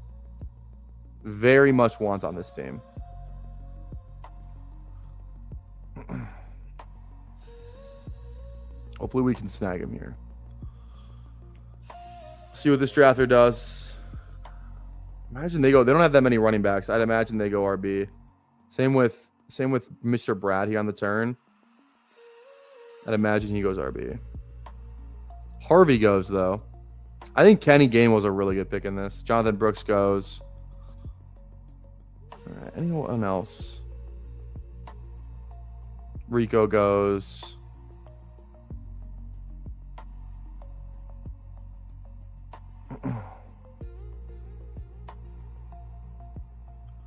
All right, let's see. Hey, what you got for me? Don't take my guy. I got two guys. I actually have two guys that I'm debating between right now.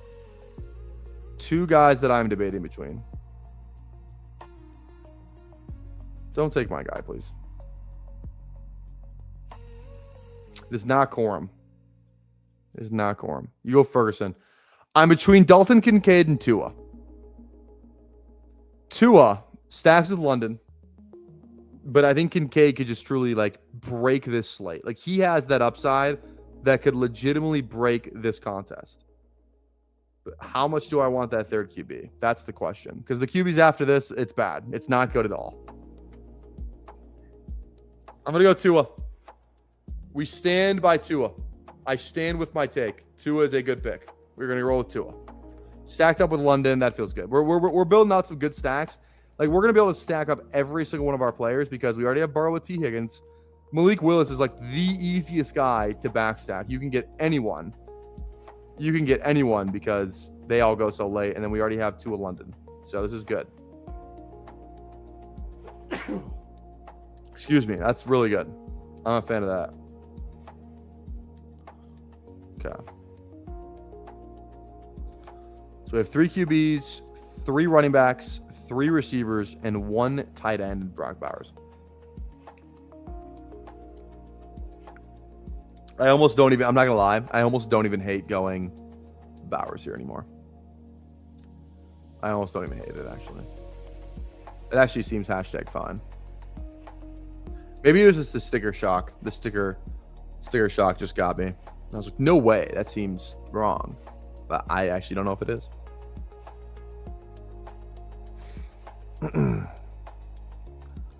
All right. May rip another underdog draft after this. We will see. We'll figure that out. Might do another puppy. I'd say if underdog's gonna drop a superflex contest, it's gonna be like sometime soon. I feel like, because here's the thing: Badge Bros Brawl is at 77% filled. The Corgi's kind of almost done. Slow Puppy's kind of almost done. Little Dalmatian's gonna fill within like the next literally like 4 minutes. The Puppy is like halfway. So like you got some like the lower stakes stuff kind of starting to fly off the board here. Maybe they would wait until the Puppy fills to drop something like that. I don't know, but we'll see. Trevor, this is exactly my take on Tua. He wins the job and doesn't lose it. I think the defense is going to down Jalen Walker being done. And that sucks a little bit more, but I think the defense is going to be good. Like they won't be amazing, but they do have a good defense. Like they got some real players over there. So I think that's going to help. I think the fact that the O-line is like top 10 in the league, it's been top 10 in the league pretty much every year. That's going to help. He has a running game, which is going to help. He has Drake London. He has Bijan Robinson. He has Kyle Pitts. He has Zachariah Branch.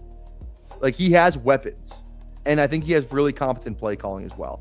So I'm just in from that perspective where it's like, can Tua just play fine? Can he give us Sam Darnold level talent this year?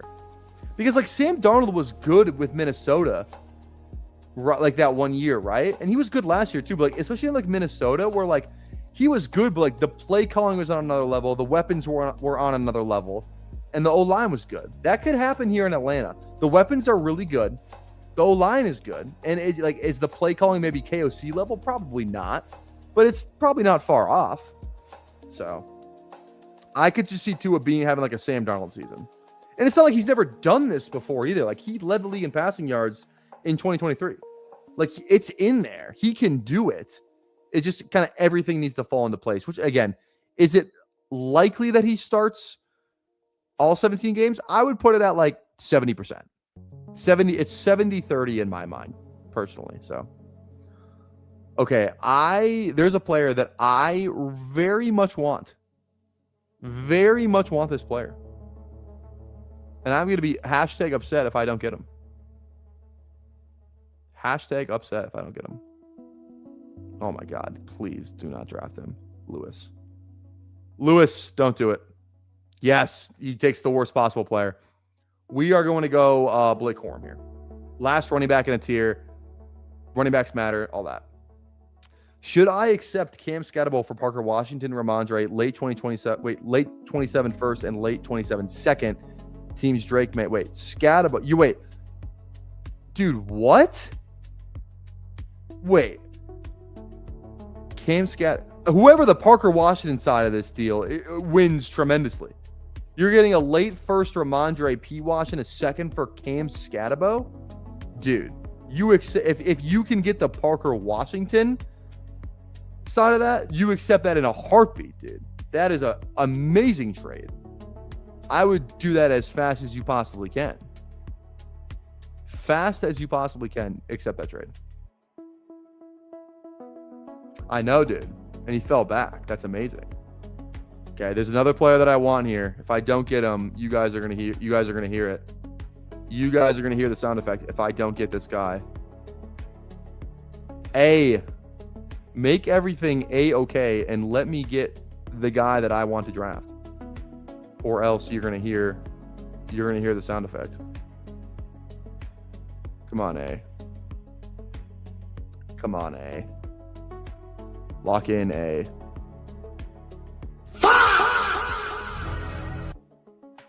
That's who I wanted. That is who I wanted. We do not have a second tight end yet. I think Strange is a really good pick. I think Strange or Jawan, one of the two, but I lean Strange a little bit more. Let's go Brenton Strange. I would like to get a little bit more receiver. We're going to be fine there, I think. We drafted two guys pretty early, so I think we're going to be fine. They're just going to have to carry. Strange is like discount Kincaid in my mind. So I think that's a good pick there. Especially in tight end premium. Like I like Strange over Chig straight up. I think Strange should be like, probably be going a little bit earlier than where he goes. So yeah, Diggs is one of the guys that's moving up a ton. So around 17. Yeah, dude. The ADP's on here for sure, Mr. Brad. So I actually don't mind pushing like, my mid-tier receivers on this team a little bit more because, yeah, I would agree.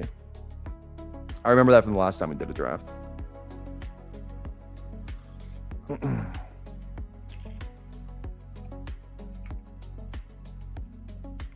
Okay.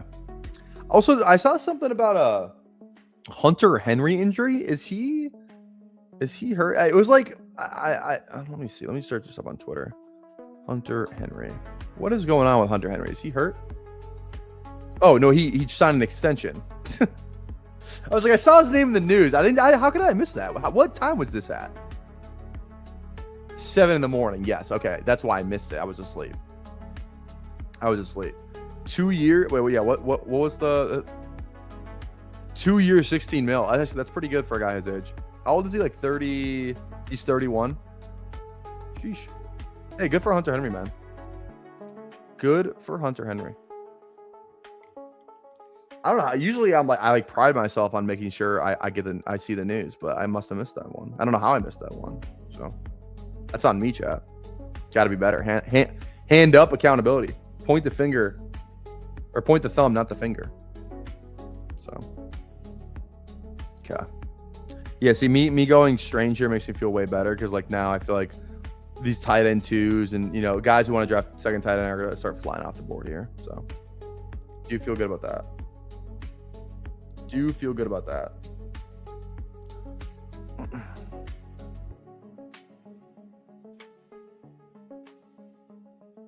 All right. Again, if you're joining us, drop a like, drop a sub. Tap that bell. All right, let's see who we got. So on the board right now, we're 4 picks away. Lemon is still there. If Lemon falls all the way back, that feels like a good pick. That feels good. Debo feels good. Coker feels good. Higgins feels really good. There's actually a lot of receivers here that feel like pretty good picks here.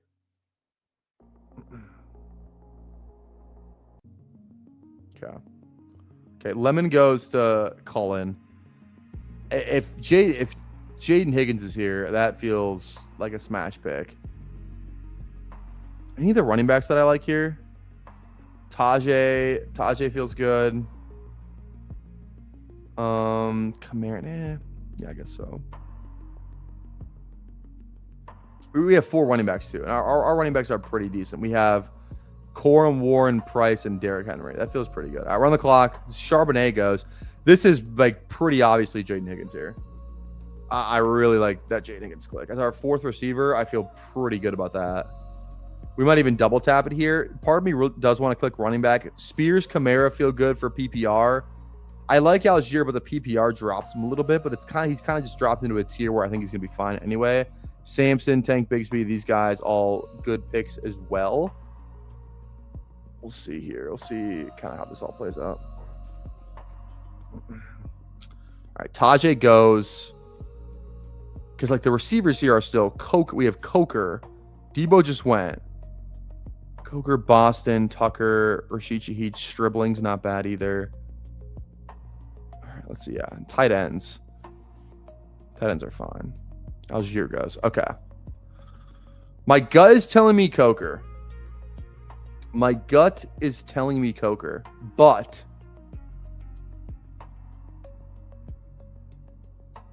all right, buckle up. Are your seatbelts fastened? We're drafting Jaden Blue. PPR. I kind of wanted that 5th RB. I feel very confident in our ability to stack receivers later. We don't have to worry about QB. Our receivers are fine right now. I worry a little bit more about the running backs. The upside with Jaden Blue is tremendous. He's the pass catcher in Dallas. From a PPR standpoint, people are pulling him up around here anyways. I think he's a way better click in PPR than Chris Rodriguez, maybe. So Jaden Blue, yeah. Someone get him the Louis cleats. The Louis cleats need to be put on. Get the Louis cleats on right now. So. All right. All right. This feels good. All right, let's do a quick team recap while we're here. We have Joe Burrow, Malik Willis, Tua Tagovailoa, Derrick Henry, Jadarian Price, Jalen Warren, Blake Corum, Jaden Blue, Drake London, T. Higgins, Marvin Harrison, Jaden Higgins, and then Brock Bowers and Brenton Strange. I feel pretty solid about this team, honestly. I feel really, really good about kind of how we built. Like, structure-wise, I truly think that Warren click over P-Wash, that's kind of what saved this team, honestly. I feel the trade, like, what would I have preferred? Because I probably would have done Parker Washington and Ramondre or Jalen Warren and Marv. I think I feel slightly better about the Jalen Warren and Marv. It is close, probably. I just feel way better about Warren than I do about Ramondre. And then Marvin Harrison, he probably has higher upside than. If we're talking about upside, Marvin Harrison definitely has more upside than Parker Washington. I think Parker Washington, being a way better click than Marv is probably pretty likely, though. But, just true upside. If Marv gets to that level that we saw pre-draft, first receiver off the board, if he gets to that, there's no telling where we're taking this guy next year, Dude, imagine this. Imagine you just were teleported to February 4th of 2027. The big board just dropped. FFPC contest just dropped. And going at the 1-2 turn is Marvin Harrison. Can you imagine? That'd be pretty crazy. Site credits spend all the same no matter who you get them from, and they lose the same. Shut up, Charles. Shout out to you though, man. Shout out Go Easy Cards. Appreciate you. Yeah, that would be insane. That actually would be bananas. Go bananas. BANANAS bananas. Yeah, I actually kind of like the blue pick. Yeah, honestly, considering I got blue here and then Marshawn Lloyd, is that Cole? Yeah, is that Colin's team? Yeah, Colin drafted Lloyd. Of course he did. Hashtag shocked. Hashtag I'm actually not. Yeah, I did. Jaden Blue was definitely not making it back around, so I was either take him there or don't take him, and I kind of wanted him there. Now, third tight end's definitely on the radar here. I don't know who's going to fall back. Now all these guys are kind of ripping off the board, but we'll see. There's some names that are fine. We got some names. All right, let's see who else. I would say, dude, I can't believe Coker was still there. He finally goes. Who are the other receivers? Shaheed in this format's great. It's from a simple spike week perspective. Hunter is interesting, at least. I think he's fine. Who are the other receivers that are still here? Hunter, Naylor, Omar. I think Trey Harris is good. Those are kind of the big ones. Yeah, those are kind of the big ones. I was hoping I get Freiermuth. We do not. We're fine. We're more than fine at tight end. We'll probably tack on a third, but I don't think we need to do it now because those are all kind of the same tier of guys. I think we're fine there. I think we are fine there. We're 2 picks away here. Right now, I'm thinking receiver, like double tapping receiver, and there's actually some names here that I still like quite a bit. So. Wicks goes. I was looking at Wicks, but I wasn't on my radar on this turn. Okay, Lewis is on the clock.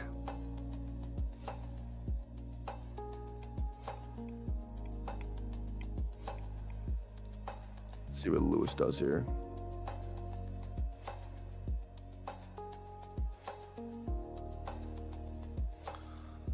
What are we thinking, Lewis?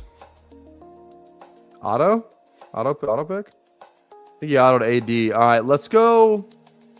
Okay, Shaheed's ADP is 160, and we are at pick 168. Let's go Rashid Shaheed. That also like spike week too. No bigger spike week guy, not no bigger, but pretty good spike week guy in Rashid Shaheed. So that feels good.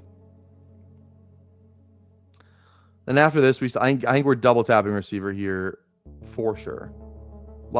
There's like 4 guys that I'd be okay clicking here. So as long as those 4 guys just don't rip off these next 4 picks, we're gonna be in a pretty good spot. Cannot imagine drafting Pacheco. Pacheco just got hurt too. It sprained his MCL allegedly. I think that is what I saw. Pacheco. Yeah. Lions running back Pacheco has a sprained MCL. For a guy that literally has like not been able to stay healthy, doesn't seem that bullish to me. But what do I know? What do I know? Thank God I have like none of him. He should be ready for the regular season opener. That's not net. That's really not bullish. Should be ready for the regular season opener. Isaiah Pacheco.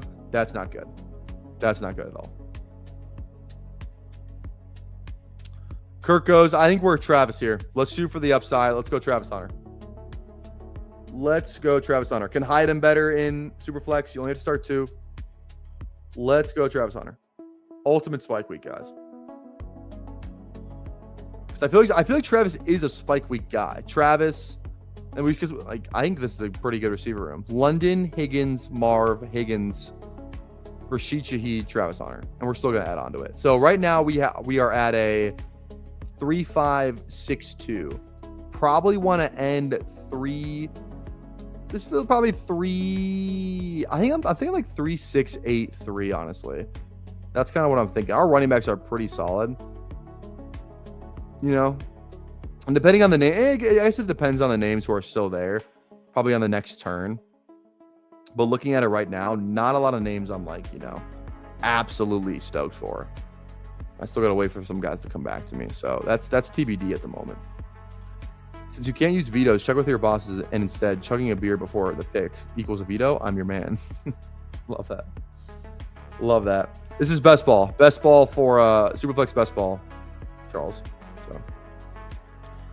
So we'll probably be doing an underdog draft after this, so make sure you are you stick around. Don't go anywhere. We'll probably rip one more UD draft after this. Probably a little puppy action, so stick around for that.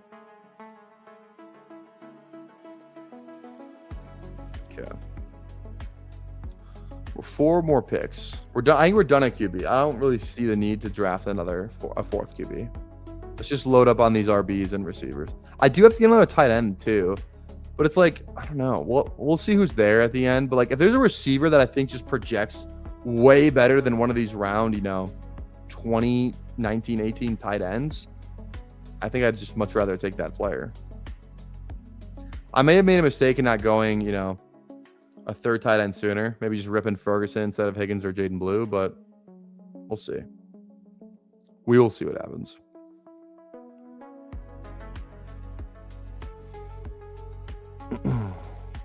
I will say the 30-second clock does feel, I do like this a little better. It'd be better if we were drafting with people with a 30-second clock, but kind of missed the 30. A little bit more chill, not as high stress. So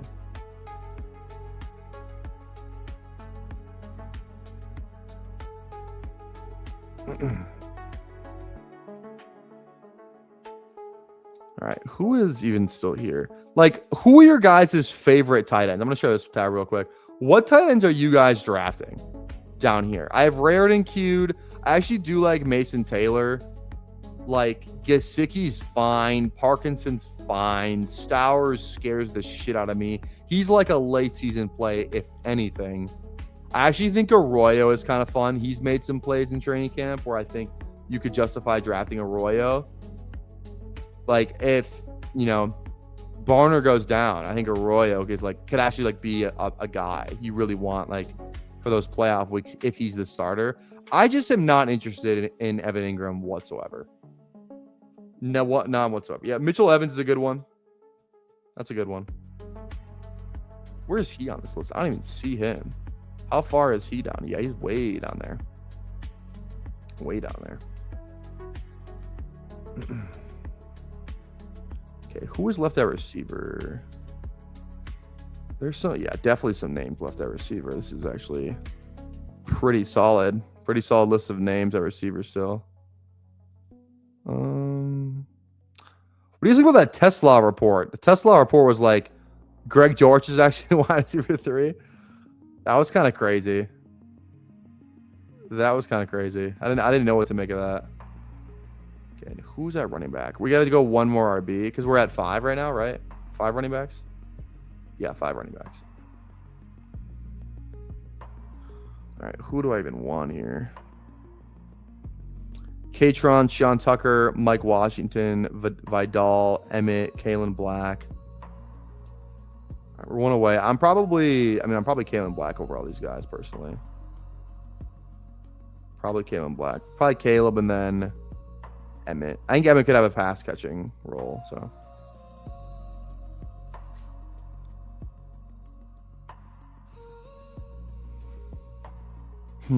See what Lewis does here. Lewis goes JJ McCarthy. It's honestly not a bad pick. Let's go Kalen Black. And then probably receiver here. Kalen Black and then a receiver.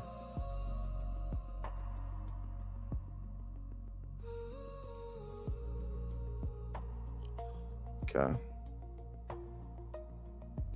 Here goes Trey Harris. I was looking at him. Thought about it, but I think we're fine. Think we are fine. There's one guy I really want. One guy I desperately want, actually.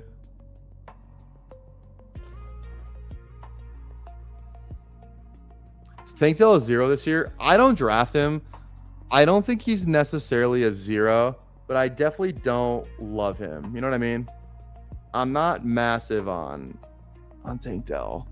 Just a lot of guys in that offense. I don't think Stroud is particularly that good.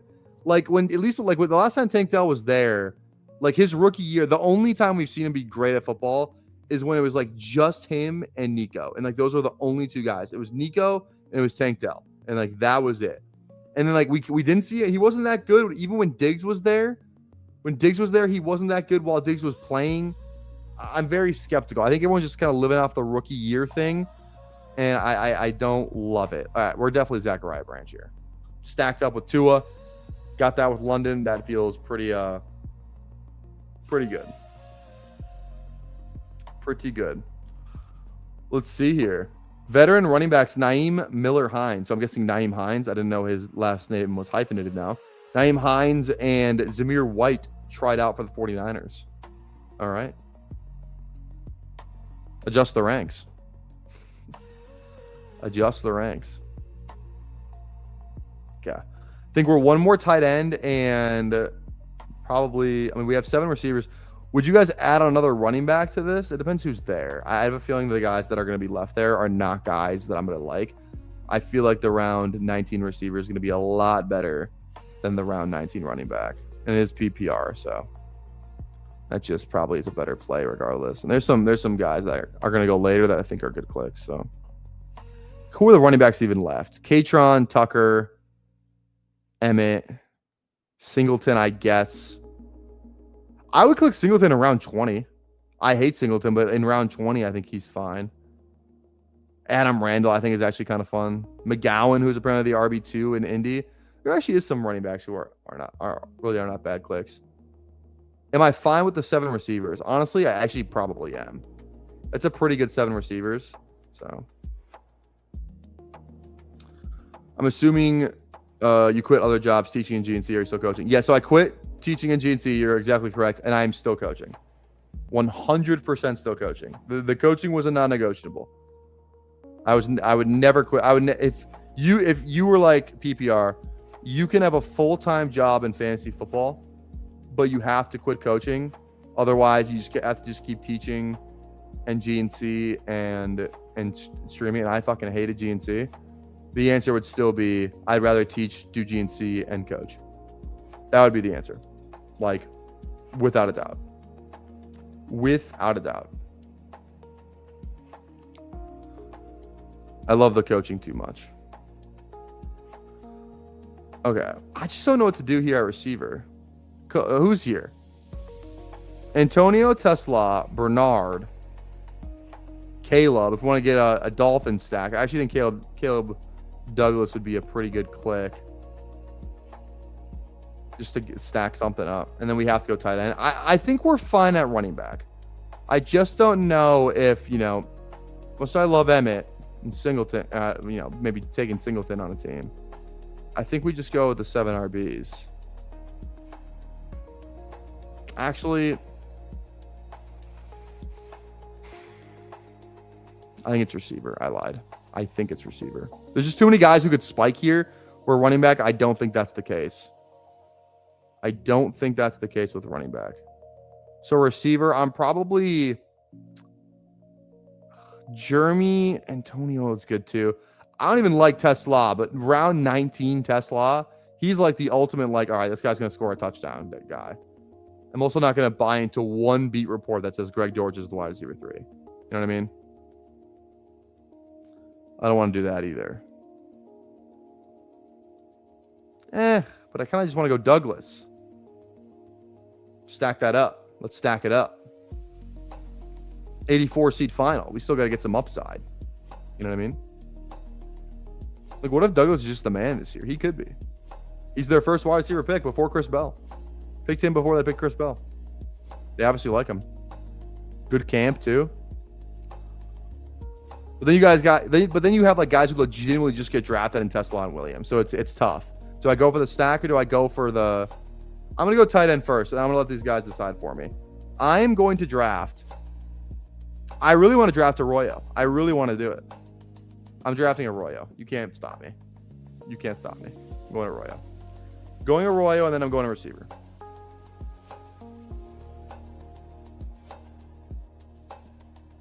And then, I don't know. The receiver is either Antonio Williams, Booty, or Caleb Douglas. It's one of those 3. It's one of those 3. That's our last pick. Okay, Keaton goes. I don't know, man. I just don't know.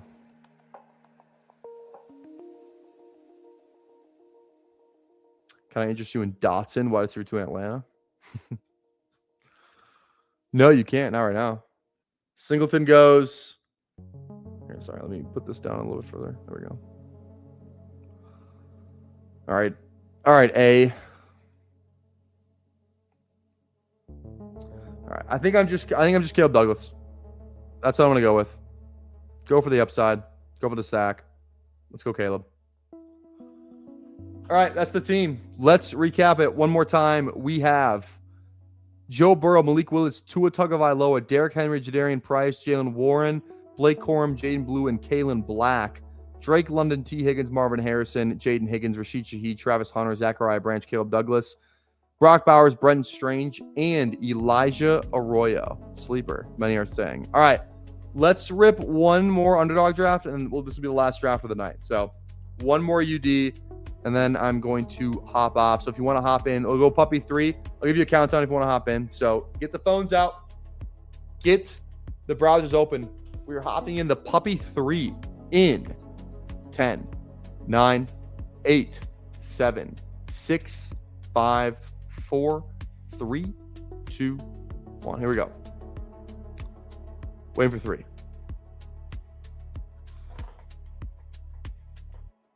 Ooh. All right. Waiting for 3.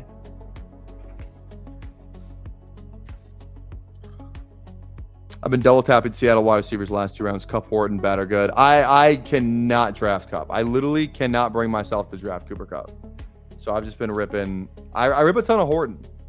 I draft a lot of Horton, but like almost no Cooper Kupp. I just don't like it at all. So, all right, we are in. What pick do we get? What pick do we get? We got 9. Who is in here with us? We got Chris. I know Chris. I don't know if I recognize anyone else's name. If you're in here drafting with us, drop where you're drafting it. Don't be a lurker. Seats to Death, I know that name for sure. But I don't know if I know who that is. Okay. Last draft of the day. Let's make it a good one. Let's make it a good one. Let's lock in and make this a good draft.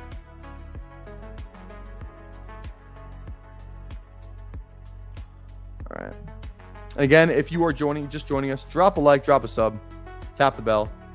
We're going to be live here every day. We're going to be live here tomorrow. We're going to be live the next day. I actually am going on a podcast. I should probably respond to that guy on Twitter. I'm going on a podcast. I don't know if it's recorded or not, or if it's a live stream though. No, it's a podcast. So I'm recording something tomorrow with Dr. Kevin Murray. I've watched a couple of his shows before, believe it or not. And he seems like he does really good work over at Fantasy Football Unlimited. So gonna hop on with him. Do a little background. It's more like a background pod. So I'm kind of excited. Kind of excited for that one. So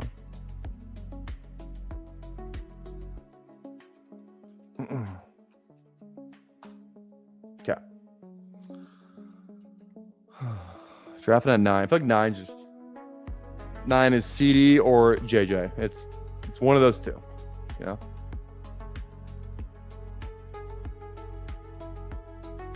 Chase at 4. Damn, must be nice. Must be nice. With this new gig, is BBG now a branch from your tree? Oh, BBG has always been a branch from my tree. He has always been a branch from my tree. Amon-Ra at 9 would be dumb if we did not get it. Let's go CD. I have a little less of him. Want a little bit more. Let's go. We'll draft him. Good pick. Good pick for sure.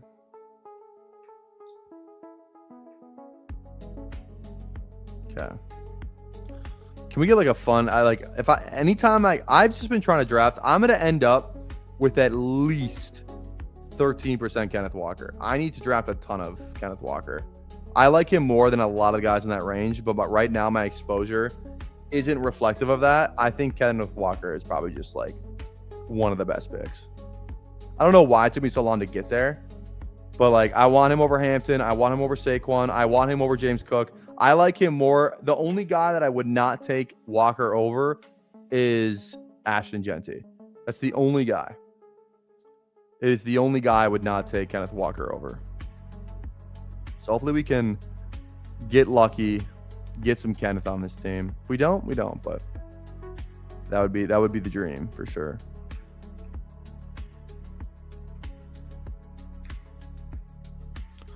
Let's see what Chris does here. Go Saquon. See what Mitch does here. Again, would absolutely love Kenneth here.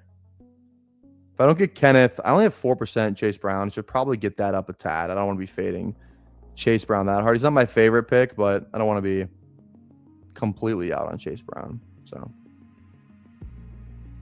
oh, is he autoing? Yeah, tough. All right, guess we don't get Kenneth. We do not get Kenneth Walker, sadly.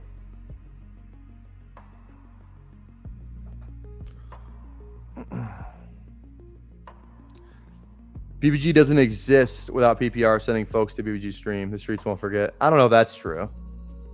I don't think that's true. If you're talking about like early on, like, did I find BBG? Yes, but like, you know, it's like whoever found the Beatles, like, do you credit all their success to, you know, to the Beatles for the guy who found them? Probably not. Like, there's some talent that goes into that as well, right? What colleges did Mitchell Evans, Anquan Bolden, and Garrison Hurst go to? Those guys are way too old. I know Mitchell Evans is Notre Dame. That's the only one I know, though. Bolden's too old for me. He was probably in college when I was in like elementary school, probably even sooner. Garrison Hurst, I vaguely even know who that is. I know he played for the Niners at one point. I know he played for the Niners and he had like a 98-yard run in overtime against the Jets in like 2000. To win the game. That's a sick run. But other than that, I don't know.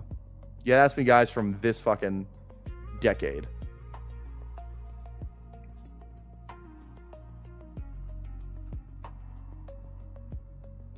Okay.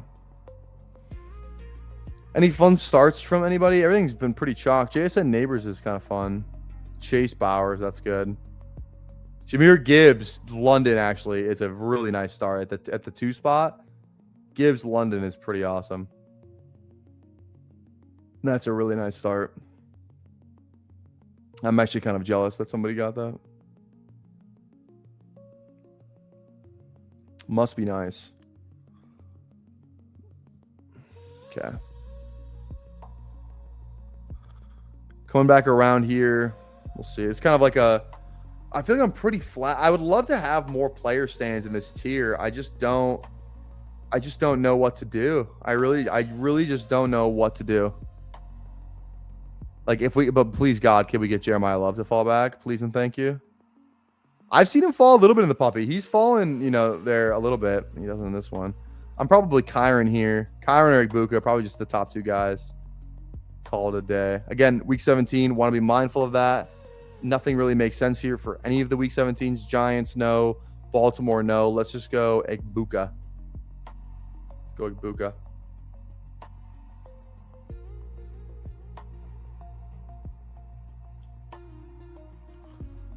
Okay. Yeah, Javonte. This is like my lowest owned exposure, probably in the top 5 rounds. 3% of Javonte Williams. Not a lot of Javonte whatsoever. With the new job, how is the portfolio changing this year? Maxing any contests, doing badge bros, brawls, maxing Superflex, FFPC, etc. The FFPC stuff I might max. As far as bankroll, though, like, I don't think it's going to change much this year. Like, next year, if there was a slight uptick in bankroll, it would be next year. I mean, we only have like about almost like exactly a month left of drafting before week 1. So, you know, I don't even know. I'll probably have like 1 paycheck.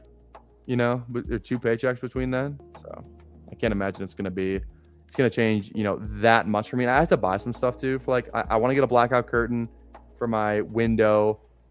Would like a new camera. That's probably a little bit further down the road though, but that would be sick. I feel my camera's fine. My camera doesn't seem. I want one of the Shure mics though. That is one thing that I want. I want one of the Shure mics, and if you don't know what I'm talking about, you've definitely seen it. It's the mic Rogan's got on his pod. It's like every good, you know, pod, like Nick BDG has the Shure mic, like the podcasting mic. That's the mic I want. I've had this mic for so long. It's not bad. It's a fine mic, but it definitely has its moments that, you know what I mean. So, okay, I want to go RB here. Let's go Jacobs. Let's go Jacobs.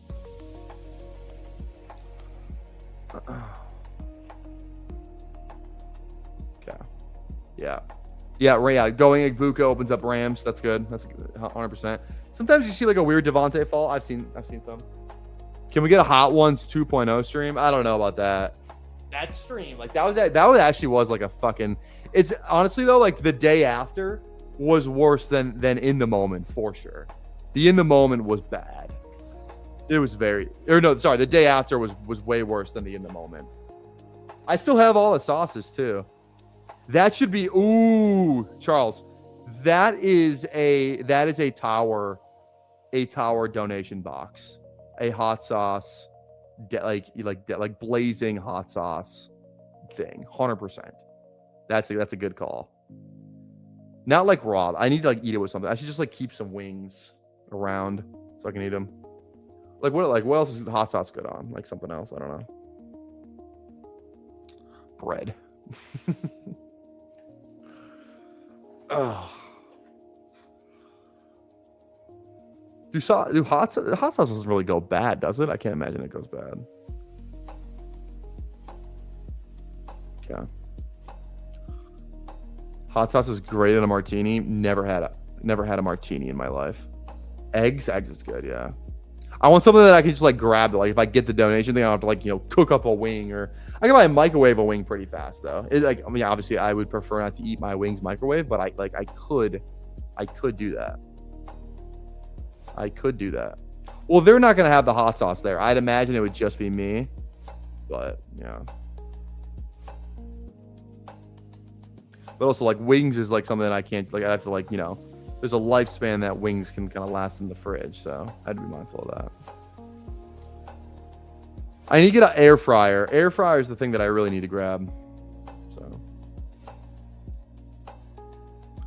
all right, we're 4 picks in. Chase Brown, Josh Jacobs, CeeDee Lamb, Emeka Egbuka. Let's see here.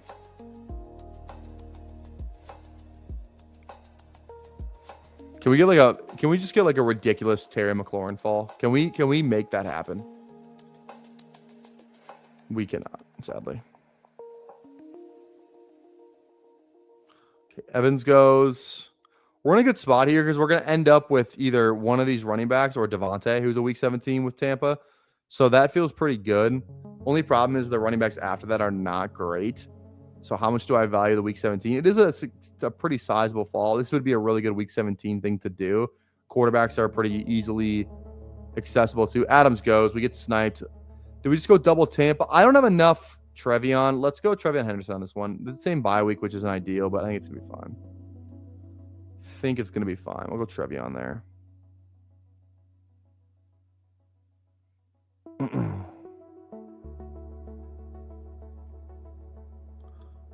Okay. Now, we're probably not even going to get one of these 3 receivers either, which is tough. These are like the 3 horsemen. All 3 of these guys are just absolute smashes. I don't have as much Watson. That's only because I clicked 20% Tate and 20% with Parker. That's the only reason I don't have a lot of Watson, because he goes right between those two. And I like Watson too. I don't even mind it. Like he's like an 8% player in my mind. I just don't have enough of him because of the range he goes in, sadly. So, yep. See, all 3 just rip off. Tough day. Sad day. Turns out I didn't have notifications on for this channel. Had to get that fixed immediately. Exactly, Chad. Appreciate you, dude. As should the rest of you. Turn those noties on. Tap that bell. Notifies you when we go live. See what this drafter does here, because I have thoughts. See, I didn't think Price was gonna fall back, and I just don't know if we can get away with 3 week 11 running backs. But guess what? This is the puppy. I don't care. We're gonna go Jadarian Price there, because I think the play, like running back wise, it's too good of a pick to pass up on. Do I care about the buy? Slightly. Maybe Chase Brown drops 20 that week and we're fine, There's outs to that 1 week. And maybe this team just smashes so much it doesn't even matter. It's a unique pairing for sure, because no one else would want to go, 3 of those guys in a row. So let's just do it, man. Let's just do it, and not even worry about it. Mark Andrews is a mixed take. Some think he's showing signs of being old. Others a smash. Should we draft tight end 2 on Baltimore? I'm not the biggest Mark Andrews guy. He goes around Kincaid. Just draft Kincaid. Better your life. Just draft Kincaid, then draft him again. I think it's a way better click. So now we're probably, here's the thing, we're probably done at 4 running backs as well. We're probably not going at 5th. Maybe, but definitely not for at least a while. We're not doing it for a while. We're not drafting a 5th running back for at least another 10 rounds. At least. But I think we're fine. We still have 2 stud receivers. If we can just figure out quarterback and tight end and get that in a pretty good spot, honestly, the 4 running backs doesn't even matter that much, because we still have a stud. It'd be different if our first receiver was Chris Olave or T. Higgins. It's CeeDee Lamb and Emeka Ibuka are our first 2 guys. So I feel pretty good about that. Getting pretty overweight. Andrews, such little target comp on Lamar offense with Declan Doyle. That is true, because it's it depends on if does Jacoby legitimately figure it out? Does Elijah Sarad have a role? Does Bateman have a role? If all those guys just suck, what is the ceiling for Mark Andrews? I just don't know how good he is anymore, though. I do have questions about the age, it definitely feels like he's been declining, but the connection he has with Lamar, the fact that Likely's gone, I mean, that feels pretty good for Andrews, I will say. So there definitely is a case. There is a case to be made for Andrews. If this guy goes Dak Prescott with Drake May, I'm going to be pretty pissed, because we need Dak Prescott on this team. We absolutely need Dak Prescott on this team. Thank you. Bang. Stack up Dak. That's good. We can stack up Giants later. Got to figure out a way to get some Rams on this team. I don't know if we're going to be able to swing it, though, unfortunately. Unless we go because I don't want to go Corum here. That doesn't seem like a smart pick. He could be a 24 Ertz. That actually is pretty true. That actually is pretty, and he probably is better than Ertz now. Ertz now. You know what I mean? That actually is not a bad take. I actually like that take. Maybe I do need to be drafting a little bit more Mark Andrews. I just don't really think about it, about the situation overall. I should probably be clicking him a little bit more. Not gonna lie, Trioff, you've convinced me. You have convinced me.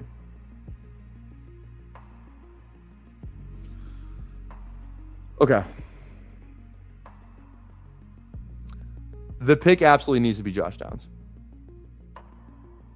If this guy goes Josh Downs, then we're at Addison, which actually is probably I'm actually probably Addison over Downs. So Addison's probably the pick here. He goes Downs, we go Addison. Perfect. Almost at 20% Addison as well. Like that. Yeah, T Ferg. True. T Ferg is one for sure.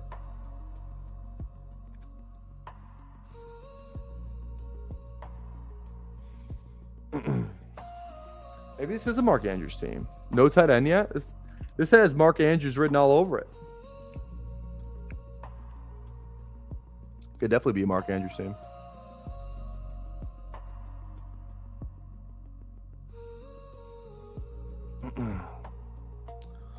All right. Yeah, Baker's is going to be there, probably about on our turn. So is Kyler. So I feel good about that. Yeah, we're in a pretty good spot. Actually, for some reason, this 4 running back doesn't feel like I don't feel behind at receiver. We have Lamb, Ibuka, Addison. We have Dak. We can figure out. I have no problem figuring out tight end. Pushing that.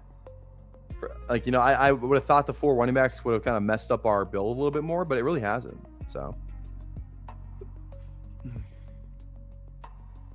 now that you can afford beer that doesn't taste like apples, what will be your new flavor? Ooh. I don't know. I don't know. I'll probably just buy more bottled beer because bottled beer is more expensive, but I like the bottled a lot better than the cans. The bottled, like, yeah. So, what is the 12 spot doing? Took Purdy and Lamar. Yeah. Oh, shit. I didn't even see that. Oh, whoops. It took Josh Allen, Purdy, and Lamar. Holy God.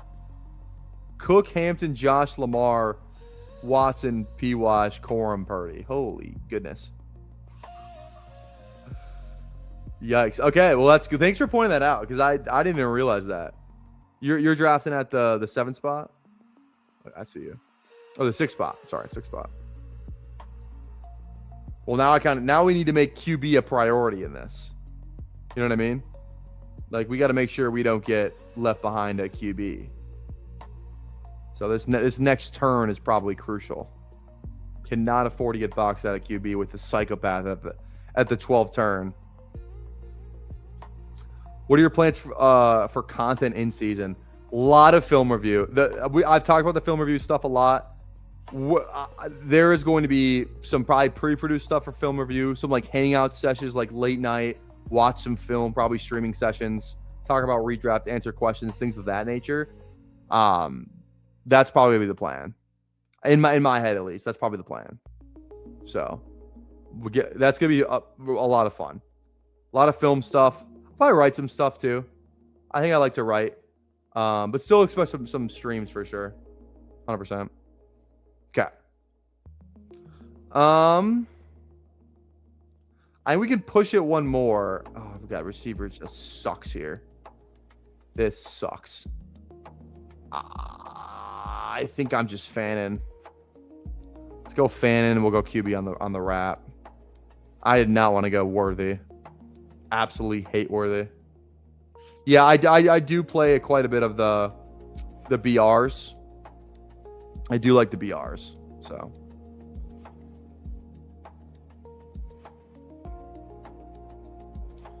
So I'll probably stream some of that. Some dog bowls probably too. I would like to get more into like DFS, like lineups, like DraftKings lineups. I would like to do more of that. I don't understand that world though. Like I'm not like a sharp in that aspect, and that's like that. Isn't that like where all like the sharps just bet on is like doing the lineups and stuff? Like they got like their models and solvers and all that stuff. I'd imagine that's probably not a great place for me, but who knows? Okay, if Pitts falls back, I'm really tempted to just go fan in Pitts. Chris doesn't have a tight end yet. Goes Pitts. Okay, I was gonna say that would have been kind of fun. Now QB, Kyler went. I think we just reach for Baker. Does this guy have Tampa Bay? Mitch does not have Tampa Bay other than Bucky. So hopefully we're fine. Doesn't. Okay, yeah. Let's go Baker for sure. Again, there's gonna be like no QBs I love on the wrap. I fear, especially with this guy going Allen, Lamar, Purdy. You know, like getting those two quarterbacks, I think is probably the move. Like this draft, Mitch only has one. This drafter has one. This drafter just drafted a second. 1, 0, and 1. Like the quarterbacks on the way back around. Like so this is like a perfect example of like playing the room. Like you do have to be mindful of kind of what's going on in the room for sure. Because like I'd imagine I would have got absolutely decimated. It would have been Dak, and then I would have been like, all right, do I want Cam Ward here? You know what I mean? And the easy answer to that question is absolutely not. So absolutely not.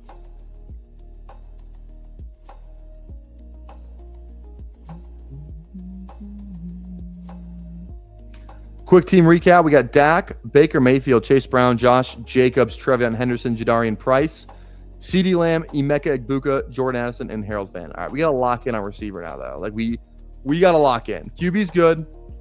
We're not really going to miss out on any of the next stacks. Like, you know, we could do a Shador, Deshaun thing at the very end. Kyler's gone. We got May is gone. Burrow's gone. Darnold's there, but I don't really care that much. And then Jordan Love is gone. So let's just worry about getting these receivers. We're good at tight end. We're more than good at running back. We're good at QB. We got to lock in on these receivers. But we have CD and Egbuka, so I already feel like we have a good base point. But I want to hammer these guys in the mid tiers. at receiver, because then toward the end I don't like it as much. So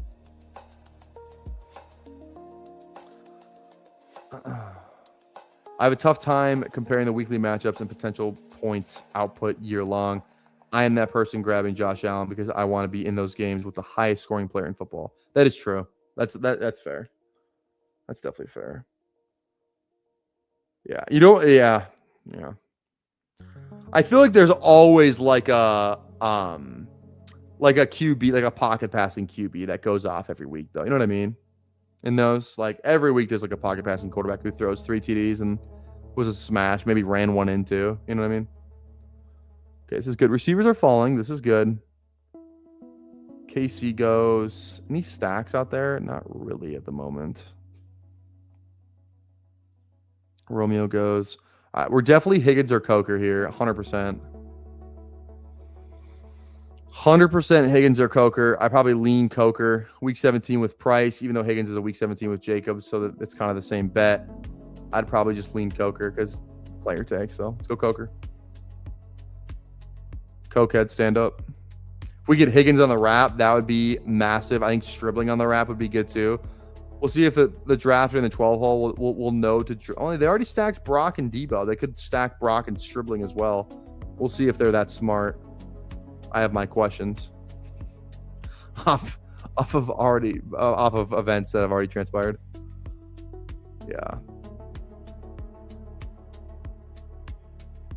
Yeah, Baker weeks, Purdy weeks. Those guys could go off any week. 2 touchdowns and a rushing touchdown, 3 passing touchdowns and a rushing touchdown. All that stuff could happen for sure. All right.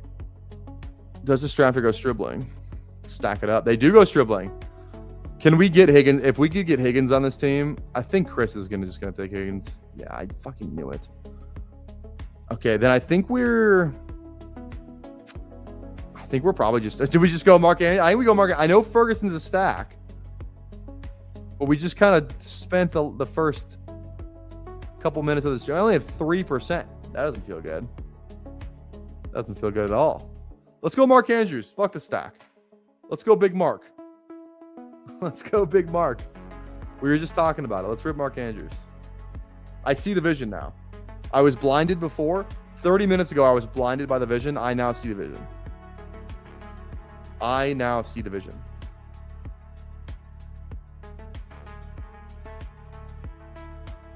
Okay. Appreciate you guys hanging out with us on this Monday afternoon. Almost early evening now, though. Appreciate you guys. Thank you. Again, if you have not dropped a like yet, drop a like, drop a sub as well. Make sure you tap the bell, man. Tap the bell, notifies when we go live. We're talking player takes all season long, all off season long. And you are truly going to want to stick around. The film stuff that is going to come when the season starts, you've never seen anything like it on YouTube. Like the spin that we're going to have on it, and like we are going to do a weekly review of like a weekly review of the players that just played in the given week. So you don't have to wait until like the off season for like, oh, like let's look at this film from Jalen Coker. We're gonna watch Jalen Coker week 1 and what he did. Like these, I think especially like, let's just say like, let's say Casey Concepcion has, 8 catches for, 100 yards and a touchdown week 1, something like that. We're going to go in and watch it. And it's like, was this fluky? Like, what did he do? Like, what was the you know what I mean? Like, dive into that entire thing. I think that's going to be an absolute blast. You know what I mean? So you're not going to see anything. What I'm going to do, you have not seen anything ever like it before. So get in now, drop a sub, drop a like, tap that bell. Your dream guest for this channel, top 3. It's probably the same. Just, I wanted to stream with Theo. I've streamed with Theo before on my channel, but yeah. Flock, get Flock back on. Do I have to make a new guest list now that I'm streaming, regularly on a new channel? You tell me the rules. I don't know. Okay, what's up with McMillan? I just don't. I've seen McMillan drop. Sounds like he's gonna be fine-ish though. We'll see. Cam Ward goes. Let's go. Yeah, we definitely need a receiver. Let's go.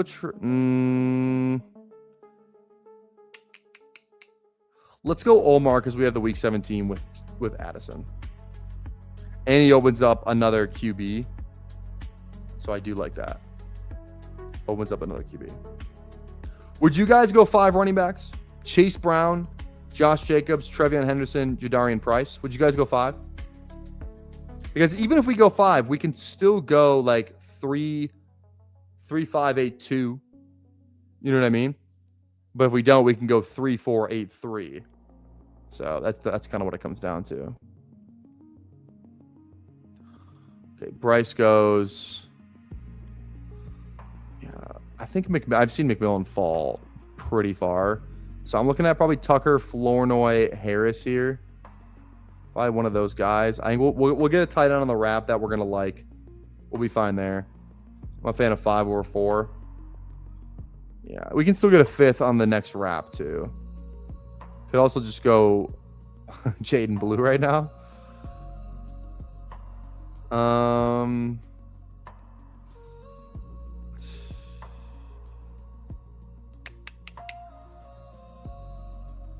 Let's push it. I think we're going to be fine. I want to get these receivers now. Let's go Trey Tucker. We don't need to go Flournoy. Flournoy's fine. I'd rather just go Trey Tucker, I think. Yeah. I was just thinking about whether or not I want to pull up Jaden Blue. I'm definitely going to push RB if I go 5. Like going a 5th there would have felt wrong. When a guy like Trey Tucker, who like I probably need more of too. Seems like he's just still going to be pretty involved. We're good at tight end. We'll probably go like tight end, and then maybe another receiver on the wrap. We'll have to see kind of who's there. We might need to hit QB. Honestly, too, if we ended with Dak Baker, and then like that's not the end of the world. If we go 5 RBs, though, I kind of feel like we need to go 8 receivers. We have, 6 right now? I guess it's fine. We have a different bye week for everyone except Omar and Tucker as well. Would you guys go 7 or 8 receivers on this team? 7 or 8? We could probably get away with 7 and then go 3, 5, 7, 3. But I also don't mind going 2, 5, 8, 3. Or 3, 5, 8, 2. I think Fannin Andrews is also more than fine. So we'll see. We'll have to see how that plays out.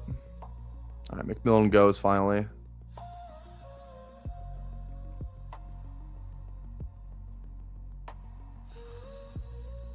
That's kind of what I'm planning on doing here. Just seeing what the room gives me. We'll see who's there. Maybe we get a nice fall on somebody. TBD. We'll see.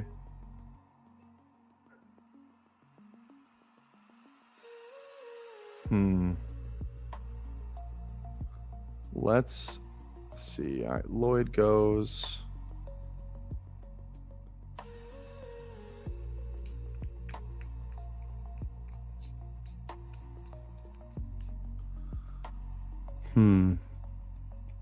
It would be pretty amazing if we get a Jaden Blue fall here in August, the way where kind of he's going now. We cannot go. Wait, we cannot go another week 11 bye though. We absolutely cannot afford to go another week 11 bye. Also, did we get an update on Ty Johnson? He's like gonna be somewhat fine, right? They said it's just a hamstring. Bill's practicing today. Ty Johnson has a sleeve on his right leg and is off to the side. Yeah. They say calf strain, or what do we see?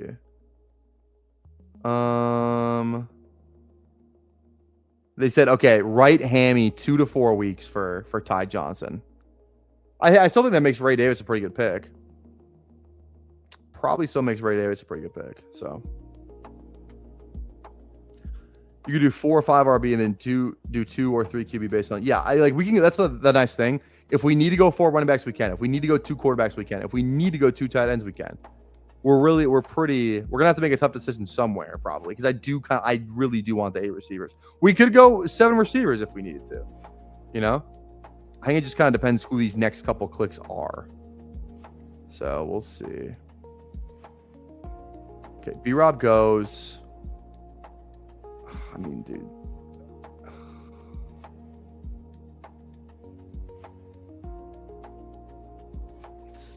Okay, I think I'm Ferguson here. Let's go. You know what? Let's go Wicks first, dude. I think Wicks.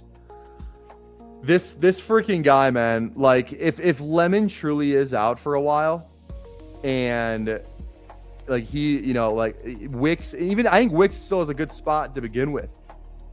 Coming from the same offense, already making plays. I think Jalen Hurts is going to trust him.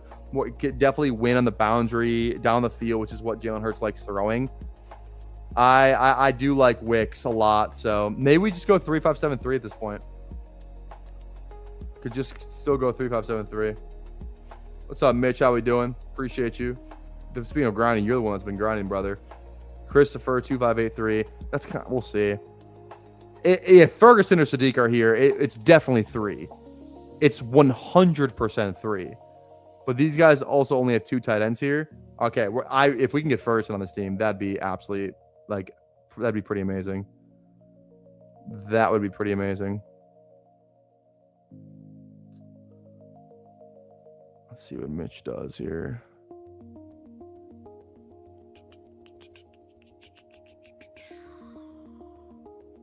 Ah, damn it. I really wanted him. All right, let's go Sadiq, though. That's fine. Let's go Sadiq.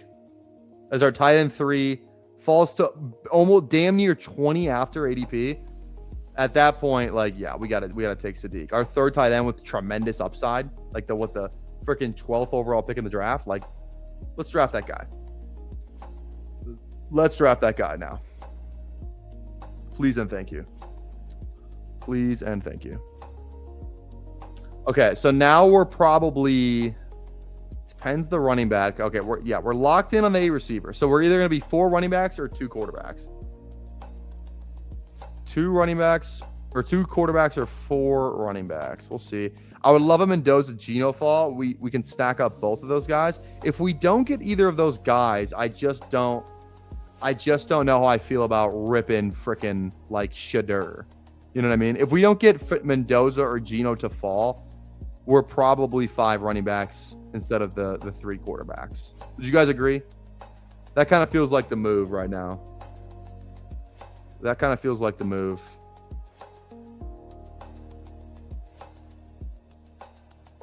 Okay.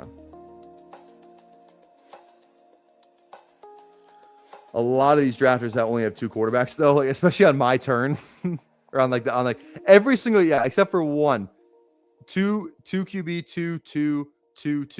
2. Everyone's got freaking 2. I take Shadur and Samson / Bond. I'm not proud of it. Bond is crazy. Taking Bond right now is crazy. How do you live with yourself?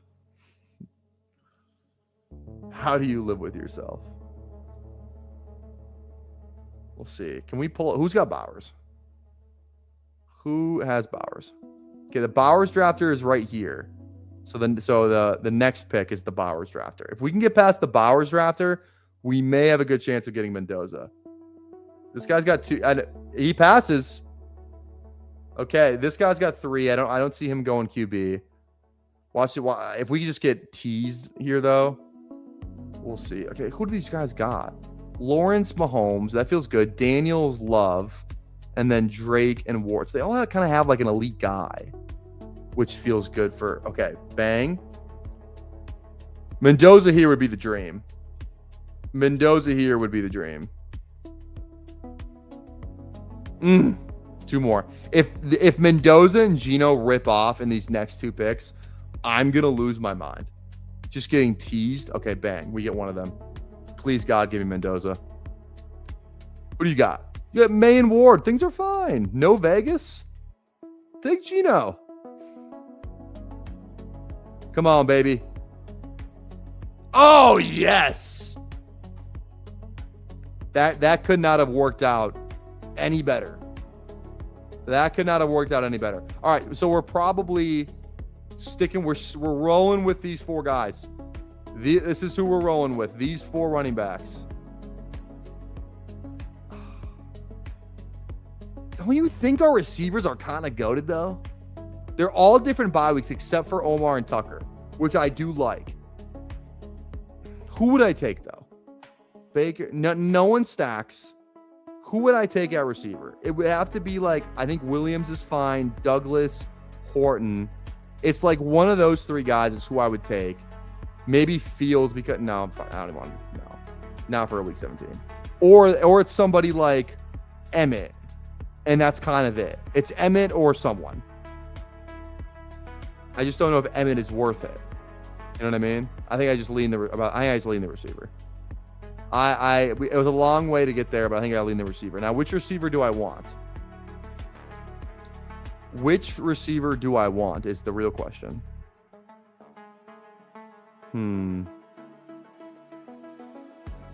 Could go Seattle. We have like a mini Seattle Carolina week 17, so that probably feels good. We'll probably lean for the week 17. Or do we just go like Fields? Because we have a Cowboys week 17 as well.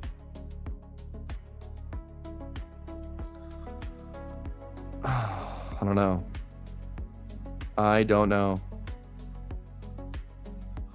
Let's go Horton if he's there. No week 11 buys in our receiver room. I think that's probably the play. Let's go Horton.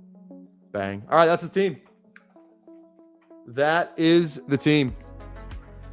All right, we got Dak, Baker, Mendoza, Chase Brown, Josh Jacobs, Trevion Henderson, Jadarian Price, CeeDee Lamb, Egbuka, Addison, Coker, Cooper, Tucker, Wicks, Horton, Fannin, Mark Andrews, and Kenyon Sadiq. I think we actually built this team pretty well.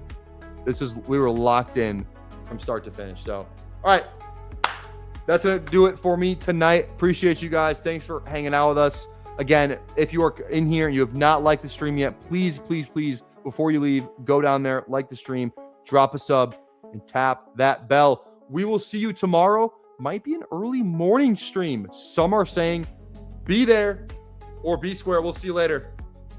Peace.